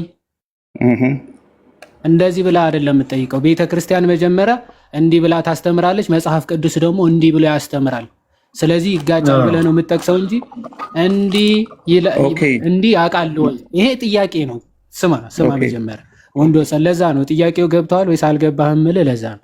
ቤተ ክርስቲያናችሁ እንዲህ ብላ ታስተምራለች፣ መጽሐፍ ቅዱስ ግን እንዲህ ብሎ ያስተምራል፣ ከዚህ ጋር ይጋጫል ብለህ ነው የሚጋጨውን ከመጽሐፍ ቅዱስ የሚጋጭ ጥቅስ ትጠቅሳለህ። ኦኬ፣ እናንተ ደግሞ እንዲህ ትላላችሁ፣ ሁለቱ ይጋጫል ብለህ ነው ከመጽሐፍ ቅዱስ ውጪ ወይም ደግሞ ከመጽሐፍ ቅዱስ የሚጋጭ ትምህርት አላት ብለህ የምታመጣው ትጠቅሳለህ። እንዲህ እያለ መጽሐፍ ቅዱስ እናንተ ግን እንዲህ ትላላችሁ ብለህ ደግሞ እኛ የምንልበትን ማስረጃ ጭምር ጠቅሰህ ታሳየናለህ። ቀጥለው። ኦኬ፣ ለምሳሌ በመጽሐፍ ቅዱስ በመዝሙር 65 ቁጥር 2 ላይ ስጋን የለበሰ ሁሉ ጸሎትን ወደምትሰማ ወደ አንተ ይመጣል ይልና መጽሐፉ ሰው ጸሎትን የሚያቀርበው ወደ እግዚአብሔር እንደሆነ ነው የሚነግረን። በኦርቶዶክስ ሃይማኖት ውስጥ ግን ልማዱ አለ ወደ ፍጡራን የመጸለይ። ምክንያቱም አባታችን ነው በሚለው ጸሎት ራሱ ግማሹን ፓርት የሚይዘው ወደ ማርያም የሚቀርብ ጸሎት ነው። ይሄ አስተምህሮ በመጽሐፍ ቅዱስ ውስጥ አለ ወይ? እሺ፣ አባታችን ሆይ የሚለው ጋ ነው ጥያቄ። የትኛው ክፍል ነው ጥያቄ? አባታችን ሆይ የሚለው ጸሎት ላይ ምንድን ነው ጥያቄ? ያ ፓርት አባታችን ሆይ ከቢለው እመቤታችን ነው የሚለው ፓርት ወደ ማርያም የሚቀርብ ጸሎት ነውና ማርያም ጸሎትን መስማት ትችላለች ወይ? ወደ ተክለ ሃይማኖት ጸሎትን የሚያቀርቡ አሉ። ወደ ተለያዩ ቅዱሳን ወደሚባሉት ጸሎት የሚያቀርቡ ልምምዱም ስላለ ሊሰሙ አይችሉም። ቅዱሳን አሁን ሊሰሙ አይችሉም ነው ባጭሩ ጥያቄ። አይሰሙም። ምክንያቱም መጽሐፍ ቅዱስ መጽሐፍ ቅዱስ ላይ ጥቀስና ቅዱሳን አይሰሙም የሚለውን ማስረጃ ስጠና። ይሰማሉ የሚል ስለሌለ አይሰሙም የሚለውን ትምህርት ከየት አመጣው? መጀመሪያ ያን ያመጣሁት ለምሳሌ ልልም ያሰብኩት በአንደኛ ነገሥት ምዕራፍ 8 ቁጥር 39 ላይ አንተ ብቻ የሰውን ልጆች ሁሉ ልብ ታውቃለህ ይላል እግዚአብሔር። ስለ ልብ ማወቅ አልተጠየቅም። ጸሎት አይሰሙም የሚል ቅዱሳን ከየት ነው ያመጣው ነው ጥያቄ። ልምምዱን ከየት አምጥታችሁ ጀመራችሁት ነው። መጽሐፍ ቅዱሳዊ ካልሆነ ቅዱሳን አይሰሙም የሚለውን ትምህርት መጽሐፍ ቅዱስ ላይ ጥቀስና ቅዱሳን አይሰሙም የሚለውን ጥቅስ አሳየኝ እያልኩ እኮ መጀመሪያ። ያልተጻፈ ነገር ላቀርብላ አልችልም። ወንደሰን ወንደሰን አንድ ጊዜ አሁን ይዋድ ለአንተ ለመመለስ ዝግጁ ነው። ሁላችንም ዝግጆች ነን። ግን አንድ ነገር አለ። ይኸውልህ ዛሬ እስኪ ጥያቄ ያላችሁ ግቡና ጠይቁ ብለን አይደለም ላይቭ የከፈት ነው። ይሄን ያክል እንዲህ ተጭኖ እየጠየቀ ያለው ይዋድ በፕሮቴስታንቱ ቤት ሁልጊዜ የተለመደ አንድ ነገር አለ። ኦርቶዶክስ ቤተክርስቲያን የማታስብረውን ነገር እንደምታስምር አድርገው ይሰራሉ። የማናስምረውን ነገር ልክ እንደምንል ይላሉ። ስለዚህ ኦርቶዶክስ ቤተክርስቲያን ይሄ ትምህርቷ ከመጽሐፍ ቅዱስ ውጭ ነው የምትሉ ፕሮቴስታንቶች ግቡና በምን ማስረጃ አልናችሁ? በመጽሐፍ ቅዱስ የማስረጃ። አሁን አንተ በዚህ ጉዳይ ላይ በመጽሐፍ ቅዱስ የማስረጃ መመለስ የምንችል ከሆነ ብቻ ነው ከኛ ጋር የምትቀጥለው። ለምሳሌ መጽሐፍ ቅዱስ ላይ ምንም ነገር የማይል ከሆነ አንተ ምንም አይነት ጥግ መያዝ የለብህም። ኢትስ ኦኬ ኖ ኢትስ ናት ኦኬ የሚል አቅጣጫ መያዝ የለብህም። አንተ የሆነ አንግል ከያዝክ መጽሐፍ ቅዱስ ያንን የሆነ ሐሳብ በቃ ነግሮሃል፣ ገልጾልሃል ማለት ነው። ከክርስቲያኖች ወንድሞች ጋር መተህ ስትወያይ ይሄ ትምህርታችሁ ከመጽሐፍ ቅዱስ ውጭ ነው ስትል ፕሩፍ ማድረግ አለብህ። ለምሳሌ ቅዱሳን ምልጃን አያቀርቡም ስትል ቅዱሳን ምልጃን እንደማያቀርቡ የሚናገር የመጽሐፍ ቅዱስ ማስረጃ ማሳየት አለብህ። መተለኛ ይኸው መጽሐፍ ቅዱስ ቅዱሳን ምልጃን እንደማያቀርቡ ይናገራል። እናንተ ከየት አምጥታችሁ ነው ቅዱሳን ምልጃን ያቀርባሉ የምትሉት ብለህ ነው እኛን ልትሞግት የሚገባው። ርዕሳችን ያ ስለሆነ ማለት ነው። ስለዚህ በምን ማስረጃ? በመጽሐፍ ቅዱስ ማስረጃ። አሁን አንተ ቅዱሳን ልመናን ጸሎትን አይሰሙም ብለህናል። እንደማይሰሙ ሊገልጽልህ ሊያብራራልህ የሚችል የመጽሐፍ ቅዱስን ሐሳብ ከመጽሐፍ ቅዱስ አንስተህ ላይ ዋድ ስጠው። አንድ ጥቅስ እኮ በቂ ነው። አንተ የመሰለህን ጥቅስ አውጥተህ ይኸው እዚህ ክፍል ላይ ቅዱሳን ልመናን ጸሎትን እንደማይሰሙ ይናገራል ብለህ ስጠው ይዋል። ከዛ በኋላ ይወራል። አንተ ግን ምንም አይነት መጽሐፍ ቅዱስ የማስረጃ ባልሰጠበት ሁኔታ ልክ ከዘፍጥረት እስከ ዮሐንስ ራዕይ እንዳነበብ ሰው አክት እያደረግ በቃ አይልም በቃ ምናምን ብለህ ስለተናገርክ ብቻ መጽሐፍ ቅዱስ አንተን ባልደገፈበት ሁኔታ ላይ ከአንተ ጋር ልናወራ አንችልም። ይሄ የልጅ ጨዋታ ይሆናል። ባጭሩ ጣልቃ የገባውታውን ረዥም ሰዓት ግትር ብለህ አይ እንዲህ ነው የታል ምናምን እንዳትል ነው። ስለዚህ ወንድማችን አሁን ሁለት አይነት እድል እንሰጣለን። አንደኛ እድል በዚሁ ርዕሰ ጉዳይ ላይ ይኸው መጽሐፍ ቅዱስ ላይ ቅዱሳን ይኸው ጸሎትን አይሰሙም ልመናን አይሰሙም የሚል ሐሳብ አለ። ይኸው ማስረጃ በሉ በማስረጃ መልሱልኝ ማለት ትችላለህ። አይ የለም ምናልባት በዚህ አልተዘጋጀውም፣ ነገር ግን ሌሎች ትምህርቶቻችሁ ላይ ይኸው መጽሐፍ ቅዱስ እንዲህ ይላል እናንተ ግን እንዲህ ትላላችሁ ብዬ ግን ሐሳብ ማቅረብ እችላለሁ ካልክ ደግሞ ሌሎችም ትምህርቶች ላይ ማቅረብ ትችላለህ። ወንድማችን ወንደሰን ከዚህ በኋላ ከእንደገና ርዕሳችን ለአንተ አናብራራም። ዛሬ እኛ ላይቭ ስንከፍት ጥያቄ ያላችሁ ኑና ጠይቁ ብለን አይደለም ላይቭ የከፈት ነው። ፕሮቴስታንት የሆናችሁ ቶች ወንድሞቻችን ይሄ ትምህርታችሁ ከመጽሐፍ ቅዱስ ውጪ ነው የምትሉን በመጽሐፍ ቅዱሳዊ ማስረጃ፣ በምን ማስረጃ? በመጽሐፍ ቅዱስ ማስረጃ ኑና ይሄ ትምህርታችሁ ከመጽሐፍ ቅዱስ ውጪ ነው በሉን ያለው። ስለዚህ አንተም መጥተህ መጽሐፍ ቅዱስን አንድ ትጠቅሳለህ። ይኸው እዚህ መጽሐፎች ላይ እንዲህ ይላል፣ ይሄ ትምህርታችሁ ከመጽሐፍ ቅዱስ ውጪ ነው በለን። ያንን የመመለስ የኛ ድርሻ ይሆናል። የዋዴ ይቅርታ ጣልቃ ስለገባው ቀጥሉ። ፈለገ ከዋልኩት እኮ በአንደኛ ነገሥት ምዕራፍ 8 ቁጥር 39 ላይ አንተ ብቻ ይለዋል እግዚአብሔርን፣ አንተ ብቻ የሰውን ልጆች ሁሉ ልብ ታውቃለህ። የሰውን የልብ ሐሳብ የሚያውቅ እግዚአብሔር ብቻ ነው። ማንም ፍጥረት የሰውን የልብ ሐሳብ ሊያውቅ አይችልም። የማንንም ልመና ማንም ሊሰማ አይችልም። እሺ ቆይ ልመና የማንንም የሚለው ቃል ስህተት ነው። ወንዶሰን አሁን የሰውን ልብ ያውቃሉ አያውቁም አይደለም ጥያቄ አይደለ? የሰውን ልብ ያውቃሉ ከሆነ አንድ ጉዳይ ነው። የሰውን ልመና ወይም ደግሞ ሰዎች የሚያቀርቡትን ጸሎት ሊሰሙ ይችላሉ ወይስ አይችሉም ሌላ ጉዳይ ነው። ስለዚህ አሁን የሰው ልብን ያውቃሉ ብለን አስተምረን ከሆነ ማስረጃውን ተጠቅስና ኦኬ ቅዱሳን የሰውን ልብ ሁሉ መርምረው ያውቃሉ ብላችሁ ታስተምራላችሁ ብለህ ትጠቅሳለህ። መጽሐፍ ቅዱስ እንዲህ ብሎ እየተናገረ ትላለህ። አትደረብ፣ ቆይ ሐሳቤን ስማ። ሲቀጥል ልመና መስማት ከሆነ ግን ልመና ሊሰሙ አይችሉም ቅዱሳን እያለ መጽሐፍ ቅዱስ፣ እናንተ ግን ይሰማሉ ብላችሁ ትናገራላችሁ ብላል። ስለዚህ ሊሰሙ አይችሉም ያልከው የመጽሐፍ ቅዱስ ጥቅስ አሁን ካለ ጥቀሰዋ። ኦኬ እኔም አንተም እንደምናውቅ እኔም በኦርቶዶክስ ቤት ውስጥ አልፍ ያለው በአንደበታችን እንኳን ቃላት ሳይወጡ በልባችን የምንጸልየው ጸሎት አለ። በምን አለፍ ካልተባልክም አሁን ቅዱሳን ጸሎትን ሊሰሙ አይችሉም ያልከውን መጀመሪያ ማስረጃ አምጣ። አለህ የለም? ምክንያቱም ይሰማሉ የሚል ጥቅስ ስለሌለ ነዋ።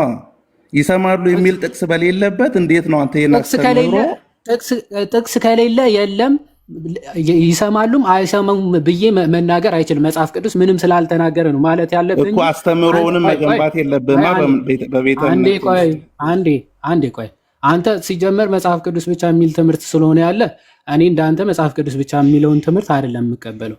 ስለዚህ መጀመሪያ አዳምጥ። መጽሐፍ ቅዱስ የማይል ከሆነ ዝም ነው ማለት ያለብህ። ቅዱሳን አያማልዱም ካላለህ በስተቀር አንተ እንደ ትምህርት አድርገህ ነው የያዝከው። ማለት ትምህርት አድርገህ ይዘዋል ማለት ቅዱሳን ሊሰሙ አይችሉም ብለህ ነው እየተናገርክ ያለው እንጂ ቅዱሳን ሊሰሙም ላይሰሙም ይችላሉ። ምክንያቱም መጽሐፍ ቅዱስ ምንም አላለም። ዝም ባለበት ዝም ነው ምለው ነው ማለት የነበረብህ። አሁን ግን ምንድን ነው ያልከው? ቅዱሳን አይሰሙም ነው ያልከው። አይሰሙም የሚለውን ማስረጃ አምጣ። አንድ የመጨረሻ ዕድል።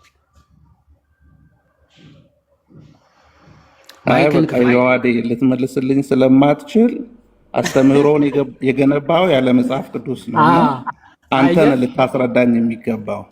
ስለዚህ ያለ የመጽሐፍ ቅዱስ ማስረጃ የለም። አሁን እኔ ልጠይቅህ፣ ምንም ማስረጃ ስላልጠቀስ አንድ ሰው የፍጥረታትን ሁሉ ጸሎት ከሰማ ፈጣሪ ነው ትለዋለህ? አንድ ሰው ሆኖ የፍጥረታትን ሁሉ ጸሎት ሊሰማ ይችላል አይችልም? ሊሰማ አይችልም። ራእይ ላይ ከሆነ ራእይ አሳይቶት ይሆናል እግዚአብሔርና ሰው ግን ሊሰማ አይችልም። ሰው ሊሰማ አይችልም። የሰዎችን ጸሎት ሁሉ ሊሰማ አይችልም። አይችልም። እሺ ራእይ ምዕራፍ 5 ከቁጥር አይ ሚን ቃይ 6 እግዚአብሔር ራእይ ሊያሳየው ይችላል። ቆይ አንዴ ራእይ እኮ ራእይ መንፈስ ቅዱስ ነው የሚገልጽላቸው እኮ ቅዱሳን በራሳቸው ባህሪ በራሳቸው በባህሪያቸው እኮ እውቀት ኖሯቸው አይደለም። ኦኬ ራእይ ምዕራፍ 5 ከቁጥር 13 ዮሐንስ የፍጥረታትን ሁሉ ጸሎት ሰምቷል አልሰማም? ልመና ምስጋና ሰምቷል አልሰማም? እስኪ ጥቅሱን አንብብልኝ። አሁን መጽሐፍ ስልኬን ይጠቀምኩ ስለሆነ። እሺ ራእይ ምዕራፍ 5 ሊሰማ አይችልም ብለህ ነበረ። እሺ አረ ፈጽሞም ሊሰማ አይችልም። ምክንያቱም እግዚአብሔር ራእይን ሊያሳየው ይችላል እንጂ እንዴ ራእይ ሊያይ ይችላል እንጂ መስማት አይችልም አይደል? አይችልም። ስለዚህ ዮሐንስ የፍጥረታትን ጸሎት መስማት አይችልም አይደል? ምስጋና ምናምን ሊሰማ አይችልም። የፍጥረታት ሁሉ ፈጽሞ። እሺ ተመልከቱ፣ ፈጽሞ ብሏል። ፈጽሞ የፍጥረታትን ጸሎት ሊሰማ አይችልም። እሺ ከቁጥር 12 ጀምሮ ላንብብልህ። በታላቅ ድምፅም የታረደው በግ ኃይልና ባለጠግነት ጥበብም ብርታትም ክብርም ምስጋናም በረከትም ሊቀበል ይገባዋል አሉ። እሺ ቆይ እስኪ አንዴ ዙም ማድረግ ከቻልኩኝ ትንሽ ከፍ ለማድረግ ልሞክር እስኪ። አይሆንም ትላለህ። እሺ ብቻ ከታየ ይታያል። ግን ይታያቸዋል። እዚህ ጋር የሚታይ ከሆነ ይታያል። ወንዶሰን አንብበው አምናለሁ። ትንሽ ነው። ከቁጥር 13 ምን አለ? ባለጠግነት ክብር ሊቀበል ይገባዋል አሉና 13 በሰማይና በምድርም ከምድርም በታች በባህርም ላይ ያለ ፍጥረት ሁሉ በየት ነው ያለው? በሰማይ እና በምድርም ከምድርም በታች በባህርም ላይ ያለ ፍጥረት ሁሉ በእርሱም ውስጥ ያሉ ሁሉ። እሺ በሰማይ በምድር በእነርሱ ውስጥ ያሉ ፍጥረታት በሙሉ ፍጥረት ሁሉ ነው የሚለው። በእርሱም ውስጥ ያሉ ሁሉ በረከትና ክብር ምስጋናም ኃይልም ከዘላለም እስከ ዘላለም በዙፋኑ ላይ ለተቀመጠው ለበጉ ይሁን ሲሉ ሰማሁ። ምን አልኩኝ? አንብብልኝ እስኪ። ምን አረኩ ነው የሚለው? ሰማሁ። ይህን እኮ ራእይ እኮ ነው እግዚአብሔር የሚያሳየው። ይህንን ሰምቷል ወይስ አልሰማም?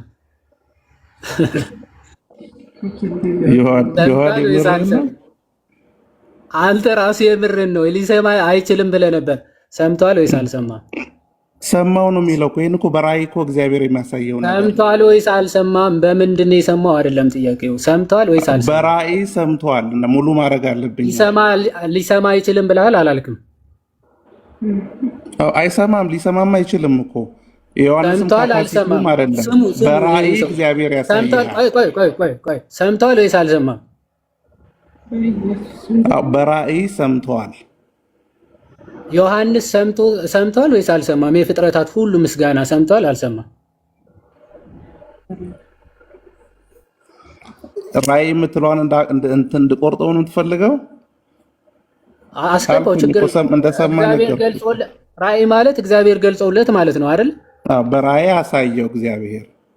ስለዚህ የፍጥረታትን ሁሉ ጸሎት ግን ሰምተዋል አልሰማም ነው ጥያቄ።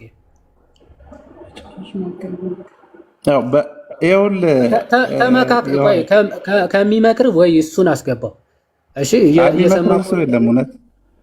እሺ ከጀርባ የሚያወራ ሰው ስላለ ስትጠየቅ። እሺ አሁን ዮሐንስ የፍጥረታት ሁሉ ጸሎት ምስጋና ሰምቷል ወይስ አልሰማም?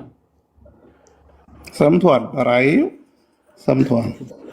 እሺ አሁን አምላክ ያደርገዋል ዮሐንስን? ሊያደርገውም አይችልም እኮ እግዚአብሔር ጸሎታችንን ይሰማል። ምክንያቱም ፍጥረቱ ፍጡር ሆኖ አንድ ሰው ሆኖ የፍጥረታቱን ሁሉ ጸሎት እኮ ሊሰማ አይችልም ብለን ነበረ ቅድም። ዮሐንስ አሁን ሊሰማን ይችላል። እንደ ዮሐንስ ሰምቷል። ዮሐንስ ሰምቷል አልሰማም? መጀመሪያ እኮ ይህንን ራእይ እግዚአብሔር ገለጠለት ለእኛም ትምህርት ይሆን ዘንድ። አዎ እግዚአብሔር ነው የሚገልጽላቸው ለቅዱሳን እኮ ከራሳቸው ባይዘወይ ቅዱሳን ወደ ክርስቶስ ነው የሚሄዱት። ሰው ክርስቶስ ራሱ ነው የሚገልጽላቸው እንጂ ከራሳቸው የሆነ እውቀት ሲጀመር የላቸውም። አማርኛ የምትሰማ ከሆነ ማለት ነው። ስለዚህ እግዚአብሔር ነው ገላጩ። የእውቀት ገላጭ እግዚአብሔር ነው ሲጀመር ማለት ነው። ጥበብን፣ ማስተዋልን፣ እውቀትን የሚሰጠው እግዚአብሔር ነው። ምንም ጥያቄ የለውም። አሁን ይሄ እኮ የገለጸለት እግዚአብሔር ነው እንዳትለኝ። እኔ ለቅዱሳን የሚገልጽላቸው ለወቱ ስብሐት እና ከእግዚአብሔር ውጪ ሌላ አካል ነው አላልኩም። በራሳቸው እውቀትና ጥረት ነው የሚያገኙት። የሚያውቁን አላልንም እኛ ሲጀመር ማለት ነው። ስለዚህ እግዚአብሔር ነው የገለጸላቸው አትበል። ስለ ቅዱሳን ስለሆነ እያወራን ያለ ነው ማለት ነው። እግዚአብሔር ገልጾለት ለዮሐንስ የፍጥረታትን ሁሉ ጸሎት ሰምቷል ወይስ አልሰማም ነው ጥያቄ። አዎ በራእይ ሰምቷል። አንድ ነገር ግን እዚህ ጋር ልጠይቅ። እኔም አሁን አንዳንድ ነገሮችን እግዚአብሔር ያሳየው ገልጾላቸው፣ ቆይ አሁን እግዚአብሔር ለቅዱሳኑ ገልጾላቸው ጸሎት ሊሰሙ ይችላሉ ወይስ አይሰሙም? አይችሉም። ያን ለሰው ያጋራው ባህሪ አይደለም። እግዚአብሔር ማስረጃ ጥቀስ። ይኸው ለዮሐንስ ገለጸለት እኮ አጋርቶት ነው። እግዚአብሔር ራእይን ያሳያል። ግን ሰው በቤቱ ቁጭ ብሎ ራእይ የምትለው ምንድን ነው? ቆይ ራእይ ነው የገለጸለት የምትለው ምንድን ነው? እውቀት ነው የሰጠው አይደለ? ለዮሐንስ እንዲያይ እንዲሰማ አድርጎታል እግዚአብሔር አይደለ? ገልጾ እሺ ይዋድ እኮ አሁን አንዳንድ ነገር እግዚአብሔር ያሳየው እኮ ለዮሐንስ እስከ ዛሬም እኮ ያልተፈጸመን ነገር እኮ ነው ያሳየው። ለወደፊት ሊፈጸም ያለን ነገር እኮ ነው ያሳየው። ጭራሽ ያ ማለት ኦልሬዲ ሀፕን ሲያደርግ ነገሩ እየሰማ ነበር ማለት አይደለም። ቅዱሳኑ ወደፊት ያልተፈጸመ ነገርም እንደሚያውቁ መናገር ጥሩ ነው። እኔ ግን እሱ አይደለም። ገና እኮ ያልሆነን ነገር እኮ ነው የሰማው። ገና ሊሆን ያለን ጭራሽ እንደውም የሚደንቀው እኮ እሱ ነው። እንደውም ጭራሽ ቅዱሳኑ ያልሆነ ነገርም አስቀድሞ ያውቃሉ። ይሄ ጥያቄ አይደለም። እኔ ጥያቄ ወደ ክህደት ውስጥ የገባ ነው እና እግዚአብሔር እያሰማው የነበረው ለዮሐንስ አሁን አዳምጥ። ሳታውቀው እየካድክ ነው የምትለው አንተ የምትናገረውን ስናገር እየካድክ ነው አትበላ እንዴ። አንተ ነህ ለወደፊት የሚሆነው እኮ ነው ያወቀው የሰማው እያልከኝ ነው። ስለዚህ እንደውም ጥሩ ነው። ለወደፊት ያልተፈጸመ ያልተደረገ ነገር ከሆነ ያወቀው እሰየው። እንደውም ዮሐንስ ለወደፊት ያልተፈጸመ ጭምርም አሳውቆታል እያልክ ነው። ተባረክ አልኩ። ግን እሱ አይደለም ዋና ጥያቄያችን ነው። ዮሐንስ የፍጥረታቱን ሁሉ ጸሎት በመስማቱ እዚህ ክፍል ላይ እግዚአብሔር እንዲሰማ በማድረጉ ክብሩን አጋርቶታል ወይስ አላጋራውም ነው? ማይከን ክፈተው።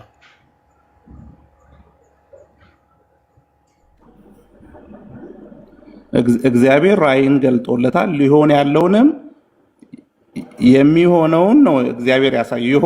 እየሆነም ያለውን ወደፊትም ሊሆን ያለውን ነገር አሳይቶታል። እኔ ምን አማርኛ ያ ማለት ግን ዮሐንስ ወንዶሰን አንዴ አማርኛ ትሰማለህ አይደል? ጥያቄ ምን አሳየው አይደለም። ቅድም ምን አልከኝ? እግዚአብሔር ለቅዱሳኑ ኦኬ የኛን ጸሎት ወይም የኛን ልመና እንዲሰሙ ማድረግ ይችላል ወይስ አይችልም ብዬ ስጠይቅ በፍጹም አይችልም፣ ምክንያቱ ባህሪውን ማጋራት ስለሚሆንበት አልክ። ይሄንን ያዝኩልና ዮሐንስ የፍጥረታትን ጸሎት በሙሉ እንዲሰማ ሲያደርገው እግዚአብሔር ባህሪውን እያጋራ ነው ወይስ አይደለም ብዬ ነው የጠየቁ። እሱን ነው የምትመልስልኝ።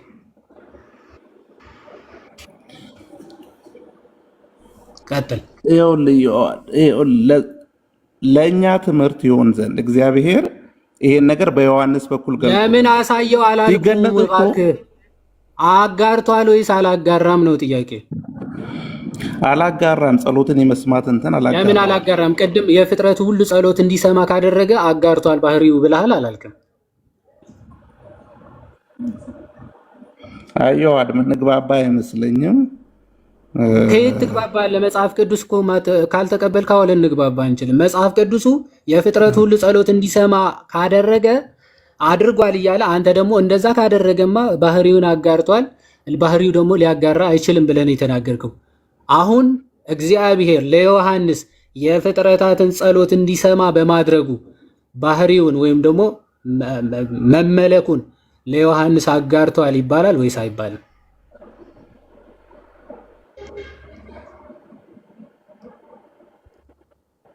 እግዚአብሔር አሳይቶታል። ዮሐንስ ጸሎትን ሰምቶ ሊመልስ አይችልም። ምክንያቱም እግዚአብሔር ሊሆን ያለውን ነገር በራእይ አሳይቶታል። ፍጥረታት ጸሎትን ሲያቀርቡ ስለ ጸሎት ምላሽ ደግሞ መጣ።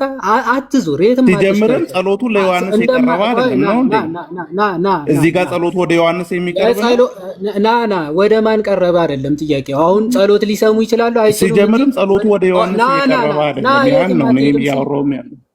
የፍጥረታትን ጸሎት መስማት ይችላሉ አይችሉም? መጀመሪያ እሱን እመን። ከዛ ወደ እነሱ ይቀርባል አይቀርብም ሌላ ጥያቄ ስለሆነ ጸሎት ይሰማሉ አይሰሙም? መጀመሪያ እሱ እመን። አይሰሙም። እግዚአብሔር ግን በራእይ ቆይ ሰምቷል አልሰማም? ይሄ ሲሆን ሊሆን ያለውን ነገር በራእይ አሳይቶታል። የፍጥረታትን ጸሎት ሰምቷል ወይስ አልሰማም? አይ ሳይሆን ወንዶስ መጽሐፉን የምትቀበል ከሆነ ያው በሰማይና በምድር ስማ፣ በሰማይና በምድር ለእግዚአብሔር ቃል ለቤተ እምነት ሳይሆን ለእግዚአብሔር ቃል መጽሐፍ ቅዱስ ሲነበብማ ቆይ አትረብሽ። መጽሐፍ ቅዱስ ነው እያነበብኩ ያለው። ስማ በደንብ በሰማይና በምድርም ከምድርም በታች በባህርም ያለ ፍጥረት ሁሉ የፍጥረት ሁሉ ጸሎት ወይም ምስጋና ዮሐንስ ሰምቷል ወይስ አልሰማም? ወደ ማን ሲቀርብ ነው የሰማው? እስቲ ወደ ማን ሲቀርብ አይደለም ጥያቄው። የፍጥረታት ጸሎት ምስጋና ሰምቷል አልሰማም ነው ጥያቄው። ወደ ማን ቀረበ አይደለም ጥያቄው። ዮሐንስ ባህሪውም አይደለም ሊሰማ አይችልም። እዚህ ጋር ግን በራእይ ያሳይቷል። ሰማው ያለው ማን ነው ታዲያ? እዚህ ጋር ሰማው ያለው ማን ነው? ማን ነው የሰማው? እዚህ ጋር በራእይ አሰምቶታል። እግዚአብሔር አሳይቶታል። ማን ነው የሰማው? ሰማው ያለው ማን ነው? እባክህ ሰማው ያለው ማን ነው? ዮሐንስ ነው። ዮሐንስ ሰምቷል ወይስ ሎቱ ስብሐትና በራእይ ሰምቷል? በራእይ እግዚአብሔር አሰምቶታል። ያ ዮሐንስ ማለት ግን የኔና ያንተ ጸሎት ለእግዚአብሔር የምናቀርበው በቅዱሳን በኩል አንዴ ቆይ ረጋ በል አንዴ። አሁን እችን ፓርት እነዚህን ፓርቶች ብቻ እንዲሰሙ አደርጋቸዋለሁ፣ እነዚህ ነገሮች ግን እንዲሰሙ አላደርጋቸውም የሚል የመጽሐፍ ቅዱስ ጥቅስ ታመጣለህ። የአንተ ክራይቴሪያ ስለማንቀበል ማለት ነው። በመጽሐፍ ቅዱስ እንጂ በአንተ ክራይቴሪያ ስላልሆነ የምናወራው። መጀመሪያ ጭራሽ ሊሰሙ አይችሉም ነበረ ሀሳብ። አሁን ደግሞ ለማን ሲቀርብ እንዴት ሲቀርብ አቀራረቡ ምናምን እያልክ ለመንከባለል አትሞክር። መጀመሪያ ዮሐንስ ሰምቷል ወይስ አልሰማም የሚለው ሰምቷል ብለኛል። ምንድነው የሰማው ዮሐንስ? ምንድነው የሰማው? የፍጥረታቱን ጸሎት በራእይ አሰምቶታል እግዚአብሔር። ጎበዝ። ያ ማለት ግን ዮሐንስ የፍጥረታቱን ጸሎት ይሰማል። አሪፍ ነው የመለስከው። የፍጥረታቱ ጸሎት በራእይ እግዚአብሔር ለዮሐንስ አሰምቶታል። ተባረክ። አሁን ዮሐንስ ይሄን ለኛ ግልጽ ይሆን ዘንድ ነው፣ ይሄንን እኛ እንማር ዘንድ ነው ዮሐንስ የጻፈው። እግዚአብሔር ለዮሐንስ የገለጠው ዛሬ ላይ ያለን ክርስቲያኖች ይሄንን እናውቅ ዘንድ ነው። እግዚአብሔር ለቅዱሳኑ ይህን ያክል ምስጋና ሲያቀርቡ ሊገልጽላቸው የፍጥረታትን በሙሉ እግዚአብሔር እኮ ለእኔና ለአንተ እየገለጸልን እኮ ነው። ተደርበህ አታውራ። አሁን ይሄ ለእኛ ተጽፎ ተቀምጧል። ተደርበኝ አታውራ። አንዴ ይሄንን እንድንማርበት ተጽፏል አልክ፣ ግን አንተ አልማርም ብለህ እያስቸገርክ ነው። አዎ እንድትማር ነው የተጻፈው። ስማ እግዚአብሔር ገልጾ ለቅዱሳኑ የፍጥረታትን ምስጋና ሊሰሙ ማድረግ እንደሚችል አሳይቷል። ኦኬ እኔ አሳየው። አንተ ደግሞ በአንጻሩ ሊሰሙ አይችሉም የሚል አንድ ጥቅስ እንኳን አምጣ ተብለህ ልታመጣ አልቻልክም። አየህ፣ ልታመጣ ለናሙና እንኳን ማለት ልታመጣ እግዚአብሔር እንማርበት ዘንድ ከሆነ በአሕዛብም መካከል ለአሕዛብም ራእይን ይሰጣል። ለምሳሌ በዳንኤል ምዕራፍ 2 ላይ እንደምናየው ያ ሰው ቅዱስ ሆኖ አይደለም ስለ መጨረሻው ዘመን ራእይን ያየው። ጭራሽ ቅዱሳን ያልሆኑም የፍጥረታቱን ሁሉ ምስጋና ይሰማሉ ነው ያንተ ሐሳብ? ምስጋና ብቻ ሳይሆን እግዚአብሔር ሊገልጥ ያሰበውን ነገር በአማኝም ብቻ አይደለም በማንም በኩል ራእይን ሰጥቶ ይገልጣል። ስለዚህ አንተ ለቅዱሳኑ ያ ማለት የነሱ ብቃት ነው ማለት አይደለም። አንዴ ወንዴ በጣም የሚገርመኝ የፕሮ ጸባይ ተመልከቱ። ቅድም እኮ ጭራሽ ሊሰሙ አይችሉም ብሎ ሲከራከረን ነበር። አሁን ጭራሽ እንኳን ቅዱሳኑ ይቅርና በማያምኑት ራሱ ሊገልጽላቸው ይችላል። ምን ይሆንክ ነው ወንዴ? ሊሰሙ አይችሉም ብለህ ስትከራከር ቆይታ አሁን አሕዛብም ራሱ ሊሰሙ ይችላሉ ብለህ እየተከራከርከኝ ነው። እንደዛ ነው፣ እንደዛ ነው። እኔ ስለ እግዚአብሔር ስራ ነው፣ ስለ እግዚአብሔር አሰራር ነው ማወራ ያለው። እግዚአብሔር በሰው በኩል አንድን ነገር ሲሰራ አንተ የዛ ሰው ብቃት ነው ብለህ መያዝ የለብህም። እኔ ማን ነው እስቲ የቅዱሳኖች ቆይ ቅዱሳኖቹ እግዚአብሔር በአንተ በኩል ታላቅ ስራ ሊሰራ ይችላል። ያ ግን እኔ ታላቅ ስራ አንድ የሚዩት አድርግ እባክህ። አሁን መውጫው ቀዳዳ ሲጠፋባችሁ በራሳቸው ብቃት ደግሞ ማለት ጀመረ። እዩ እንዴ አንዳንዴ እንደ ሙስሊም አትሆኑ እንጂ ብራዘር፣ በራሳቸው ብቃት ነው ቅዱሳኖቹ የሚሰሙት። ያለ ማን ነው? ማን ነው እንደዛ ያለ? መጀመሪያ ጭራሽ ሊሰሙ አይችሉም ነበር። አሁን ደግሞ በራሳቸው ብቃት ሊሰሙ አይችሉም ሆነ። አዎ ይሄ እንስማማለን እኛ ክርስቲያኖች። ቅዱሳን በራሳቸው እውቀት በራሳቸው ጥበብ ከእግዚአብሔር ተለይቶ ጭራሽ ሊያውቁ አይችሉም። በቃ ከክርስቶስ ጋርም ስለሆኑ ነው። ወደ እውቀት ባለቤት ወደ ክርስቶስም ስለሄዱ ነው የኛን ልመና ሊሰሙ ይችላሉ የምንለው። ማለት ሊሰሙ ይችላሉ ባይዘው እነሱ ራሳቸው ይፈጽሙታል ማለት አይደለም። ልመና ወደ እግዚአብሔር ነው። ልመናችን ምልጃ ነው ሊያቀርቡ የሚችሉት እነሱ ራሱ ባይዘው ሰምተው ራሳቸው የሚፈጽሙ ሆነው አይደለም። ምንድነው የሚያደርጉት? የኛን የክርስቲያኖቹን ጸሎት ልመና እባክህ ስማው ልመናውን ተቀበለው ማለት ነው የሚችሉት እንጂ እነሱ ራሳቸው የሚፈጽሙ አይደሉም ቅዱሳን። የኛ ትምህርት ያልሆነውን እንዲህ በራሳቸው ጥበብ በራሳቸው እውቀት እያላችሁ መመለስ ሲያቀታችሁ ወደዚህ አይነት ነገር አትሂድ።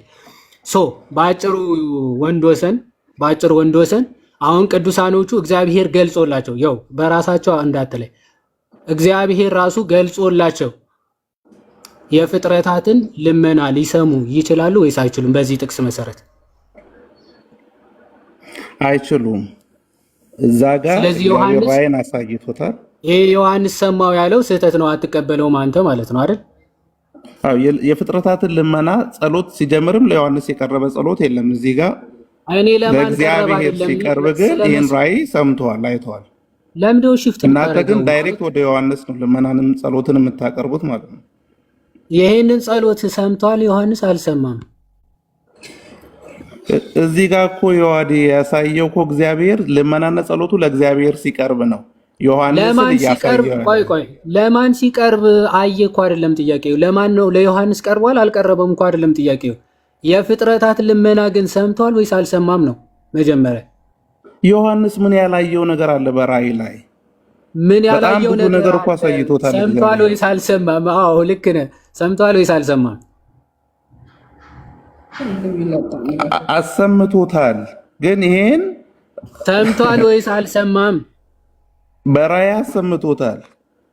ሰምቷል ወይስ አልሰማም? ጸሎቱ እየቀረበ ነበር። ጸሎቱ ምናምን ገና አልቀረበም። ቆይ ሌላ ወሬ አታብራራ።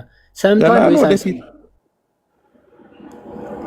ቃሉን ተቀበለው እስቲ። ይሄ ምን ይላል? እስቲ በራእይ አሰምቶታል እኮ አልኩኝ። በጣም ብዙ ጊዜ አንብበው መጀመሪያ።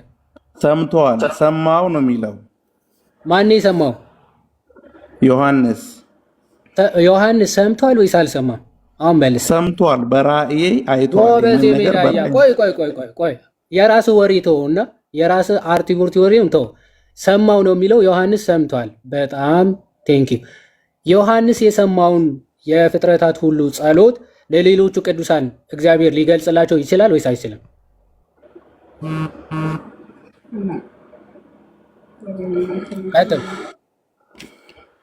በራእይ መልክ እንደዚህ ሊያሳየን እኮ ይችላል። ለአንተም ለኔም ሊያሳየን ይችላል። ሲጀምር ደግሞ ቅዱሳን ሊያሳያቸው ይችላል ወይስ አይችልም? ቀጥታ እስቲ መልስ፣ አታብራራ። ማብራሪያ ስፈልግ እጠይቃለሁ። ለቅዱሳኖቹ ሊያሳያቸው ይችላል ወይስ አይችልም? ይህንን እንደዚህ የሚለን ጥቅስ ስለሌለ እኛ አስተምህሮን መገንባት የለብንም።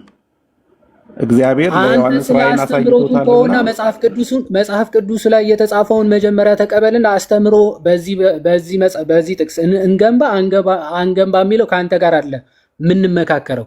የተጠየቅከውን ብቻ መልስ። እግዚአብሔር ለቅዱሳኑ ሊገልጽላቸው ይችላል ወይስ አይችልም ነው ጥያቄ። እኔ እኮ ለቅዱሳኑ የምትለው እኮ ነው። እግዚአብሔር ለማንም ለአሕዛብም ሁሉ ነገሮችን ገልጠዋል። ለማያምኑቱ ማለት ነው።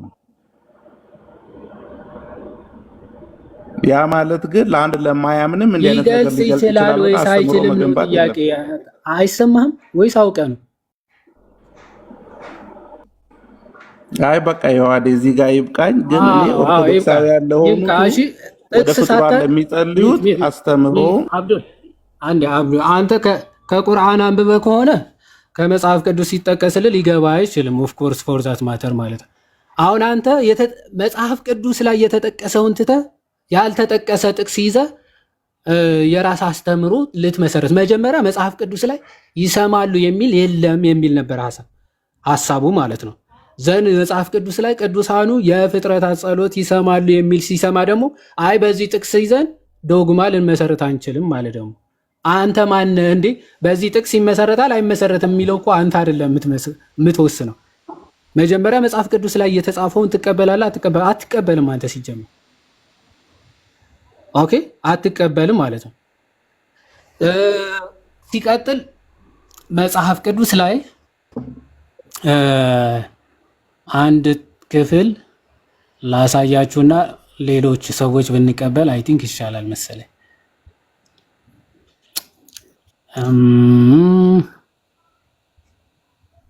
ሐዋርያት ሥራ ምዕራፍ 19 ላይ ያለውን ክፍል ማለት ነው።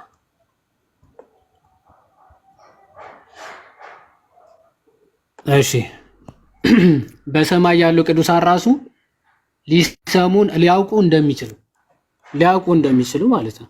እኛ መጽሐፍ ቅዱስ ቢያንስ ማስረጃ አለን። መጽሐፍ ቅዱስ ብቻ የሚል እምነት ባይኖረንም ግን ትምህርታችን ከመጽሐፍ ቅዱስ ውጪ ግን ይሆነ አይደለም።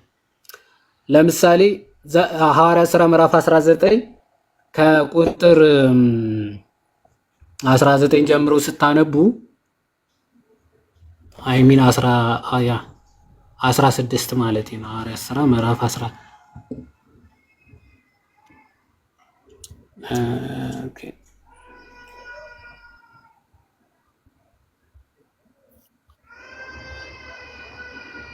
ኦኬ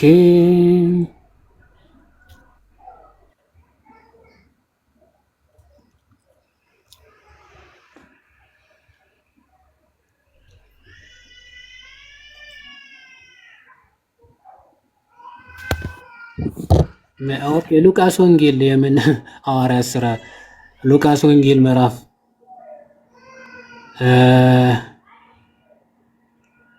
16 ከቁጥር 19 ሶሪ 16 ነው። እሺ ሶሪ ሉቃስ ወንጌል ምዕራፍ 16 ከቁጥር 19 ጀምሮ ቀይ ልብስና ቀጭን የተልባ እግር የለበሰ አንድ ባለጠጋ ሰው ነበረ። ዕለት ዕለትም እየተመቸው በደስታ ይኖር ነበረ ይልና ከዛ አልዓዛር ደግሞ የሚባል አንድ ድሃ በቁስል ተወርሶ በደጅ ተኝቶ ነበረ ይልና ከባለጠጋው ማዕድ ከሚወድቀውን ፍርፋሪ ሊጠግብ ይመኝ ነበረ። ውሾች እንኳ መጥተው ቁስሎቹን ይልሱ ነበረ። ድሃውም ሞተ፣ መላእክትም ወደ አብርሃም እቅፍ ወሰዱት ይላል። አልዓዛር ሲሞት ወዴት? ወደ አብርሃም እቅፍ ተወሰደ። ባለጠጋው ደግሞ ሞተና ተቀበረ። በሲኦልም በስቃይ ሳለ አሻቅቦ አብርሃምን በሩቅ አየ፣ አልዓዛርንም በእቅፉ ይላል። ስለዚህ አብርሃምና አልዓዛርን በሩቁ አያቸው፣ ይሄ ባለጠጋ ማለት ነው። ስለዚህ አብርሃምን ምን ይለዋል? እርሱ እየጮኸ አብርሃም አባት ሆይ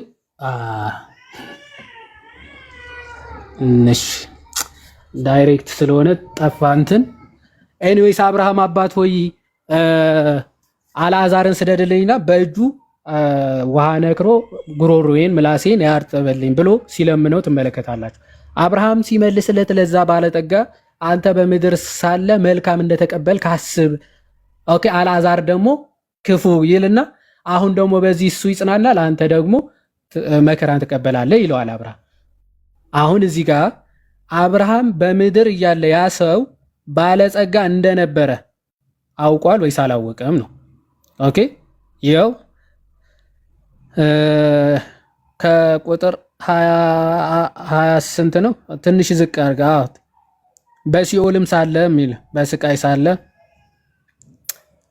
ያ ለአብርሃም በሩቅ አየና እንዲህ አለው ይላል። አብርሃም አባት ሆይ ማረኝ ከዚህ ነበልባል ቆይ እስቲ ምንድነው እንትና ልታያለኝ። እሺ ቆይ ኦኬ አሁን ይታያል። እሰቃያለሁና የጣቱን ጫፍ በውሃ ነክሮ ምላሴን እንዲያበርድልኝ አልዓዛርን ስደድልኝ አለ ይላል። አብርሃም ግን ልጄ ሆይ አንተ በሕይወት ሳለህ መልካም እንደተቀበልክ አስብ ይላል። አሁን በሕይወት ሳለህ እያለ ያለው በምድር ሳለ ማለት ነው አይደል? በምድር ሳለ መልካም እንደተቀበልክ አስብ አለው። መልካም ያለው ሀብት ማለት ነው። ምክንያቱም ተመችቶት ዕለት በዕለት በደስታ ይኖር ነበረ ተብሎ ስለተጻፈ ከላይ ማለት ነው። አብርሃም ግን የዛኔ ምን ብሏል? በስጋ ከተለየ ከረጅም ጊዜ በኋላ ስለተካሄደ ስለተፈጸመ ነገር ነው። ምክንያቱም አልዓዛር ሲሞት ራሱ ወዴት ሄደ ነው የተባለው? ወደ አብርሃም እቅፍ ሄደ ነው። ስለዚህ አብርሃም አስቀድሞ ከአልዓዛር በፊት ማረፉ የታወቀ ነው፣ ግልጽ የሆነ ነገር ነው። ስለዚህ አብርሃም ምን ይለዋል? በምድር ሳለ በሕይወት ሳለ መልካም እንደተቀበልከ ደግሞ አስብ። ኦኬ። አልዓዛር ደግሞ ክፉ ይልና አሁን ግን እርሱ በዚህ ይጽናናል፣ አንተም ትሰቃያለህ ይለዋል። ኦኬ። ስለዚህ ከዚህም ሁሉ ጋር ከዚህ ወደ እናንተ ሊያልፉ የሚፈልጉ እንዳያልፉ ወዲያ ያሉ ደግሞ ወደ እኛ እንዳይሻገሩ በእኛና በእናንተ መካከል ገደል ተደርጓል አለ።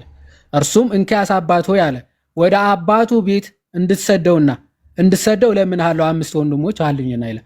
ከዚህ 2 ነገሮች እንመለከታለን። አንድ ይሄ ኃጢአተኛ ሰው እንኳን ስለማን ስለ ስጋ ዘመዶቹ ስለ 5ቱ የስጋ ዘመዶቹ ሲጸልይ ትመለከታላችሁ። ኦኬ።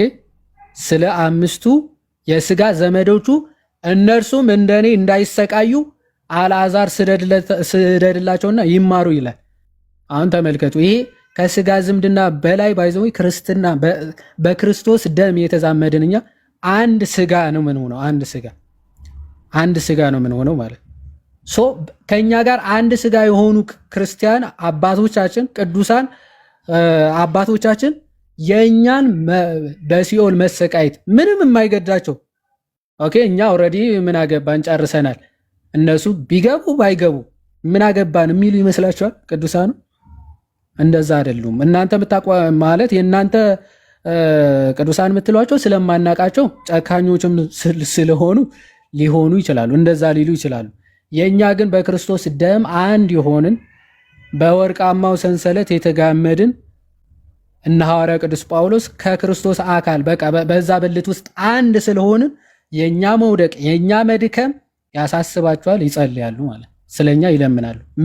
ምን እንዳንሆን ወድቀን ጠፍተን እንዳንቀር ማለት ሰው ከዛ አንጻር ነው ልመናቸው ጸሎታቸው የሚያቅ ወደ እነሱ እኛም ጸሎት የሚለው ቃል ምንድነው? ልመናን ምልጃን እንዲያቀርቡልን መጠየቅ ማለት ነው። ባይዘ አቡነ ሽኖዳም ኮምፓራቲቭ ቴዎሎጂ ላይ praying to the saints ማለት ምንድነው? asking to make intercession for us ማለት ነው። ወይም ደግሞ ምልጃን እንዲያቀርቡልን እነርሱም መጠየቅ ማለት ነው ብለው ያብራራሉ ማለት ነው። ሰው ከዚህ አንጻር የሚታይ ነው። ያው ከተነሳ አይቀር የተወሰነ እንሄድበት ብዬ ነው። እግዚአብሔር ይስጥልኝ። ዋሪ እናመሰግናለን።